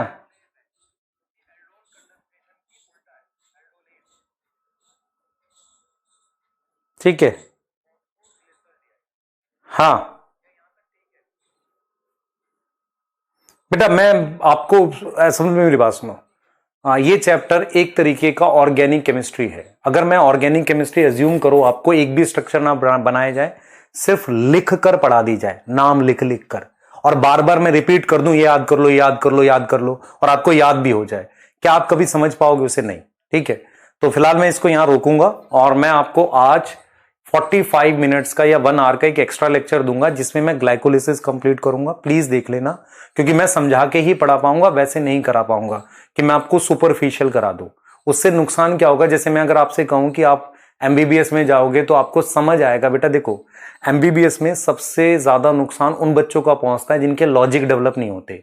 जैसे मैं अगर आपसे कहता हूं कि ग्लूकोज पे ग्लूकोज 6 फॉस्फेट बनाया, तो मैंने 6ठी कार्बन पर क्यों फॉस्फेट लगाई, ये लॉजिक ही तो है। मैंने पहली पर क्यों नहीं लगाया, क्योंकि थी नहीं उस पर पहली कार्बन। तो जब तक लॉजिक डेवलप नहीं होंगे तो नहीं आएगा, आपको 100% श्योर हूं। मैं आपको इजी वे में इसको सिखा भले ही दूंगा, लेकिन उससे कुछ फायदा नहीं होने वाला है। मैं आपको कम से कम 20 लाइनें ऐसी बताऊंगा ग्लाइकोलिसिस की, जिनको याद कर लो, क्वेश्चन उसके बाहर नहीं जाएगा। पर क्या हमारी रिस्पॉन्सिबिलिटी ये नहीं है कि इसको डीप में पढ़ा दिया जाए, क्योंकि फ्यूचर में अगर आप डॉक्टर बने तो आपको ये काम आने वाला है। क्लियर है? हाँ, ये चीज समझो ध्यान से बेटा, क्योंकि आज भी जैसे अगर हम बोलते हैं कि हमारे बहुत सारे बच्चे जो हैं उन्हें स्ट्रक्चर आते हैं। देखो मैं बताता हूं, लखनऊ में एक कॉलेज है आरएमएल। आरएमएल अभी रिसेंटली स्टार्ट हुआ है। वहां पर मेरी एक स्टूडेंट है, उसने 4th ईयर ड्रॉप के बाद उसका सिलेक्शन हुआ। तो उस बच्ची ने कहा कि सर मैं क्रैब साइकिल के स्ट्रक्चर ड्रॉ कराई थी, वो जो आपने सिखाए थे। वो टीचर को भी नहीं आते थे, इवन एमबीबीएस की बात है। स्ट्रक्चर्स क्यों नहीं आते? क्योंकि लॉजिक डेवलप नहीं है। अगर आप ऑर्गेनिक केमिस्ट्री पढ़ते हो तो थोड़े स्ट्रक्चर पढ़ने के लिए ओपन रहो ना, चीजें समझ आएंगी, ऑक्सीडेशन रिडक्शन क्या होता है। नहीं तो वो लॉजिक नहीं आएंगे कि ऐसा क्यों हो रहा है। क्लियर है? तो ये मतलब आपको मेरे साथ बनना पड़ेगा इस चैप्टर में। मैं आपको रीजन बता दूंगा ऐसा क्यों हो रहा है, क्योंकि मैं आपको अगर ऑक्सीडेशन नहीं दिखा पाया रेस्पिरेशन में तो मैं आपको बिल्कुल गलत पढ़ा रहा हूं। क्योंकि मैं आपको सिर्फ ये कह रहा हूं कि यहां से ऐसे हो गया वैसे हो गया, वो गलत तरीका है। ठीक है? हाँ, अगर आपने बेटा आप बिल्कुल एक्स्ट्रा क्लास का टाइम, आपकी जब केमिस्ट्री की क्लास ओवर होगी उसके 1-2 घंटे के बाद आपको एक 45 मिनट का लेक्चर मिलेगा सिर्फ ग्लाइकोलिसिस का रिकॉर्डेड, आप उसे देख लेंगे। ठीक है? कोई गड़बड़ नहीं होगी, ध्यान से देखना, समझ आ जाएगा। क्लियर है? कल इसके आगे से फिर पढ़ पाएंगे, प्लीज देख लेना। ठीक है? Humble request. ठीक है? बाय।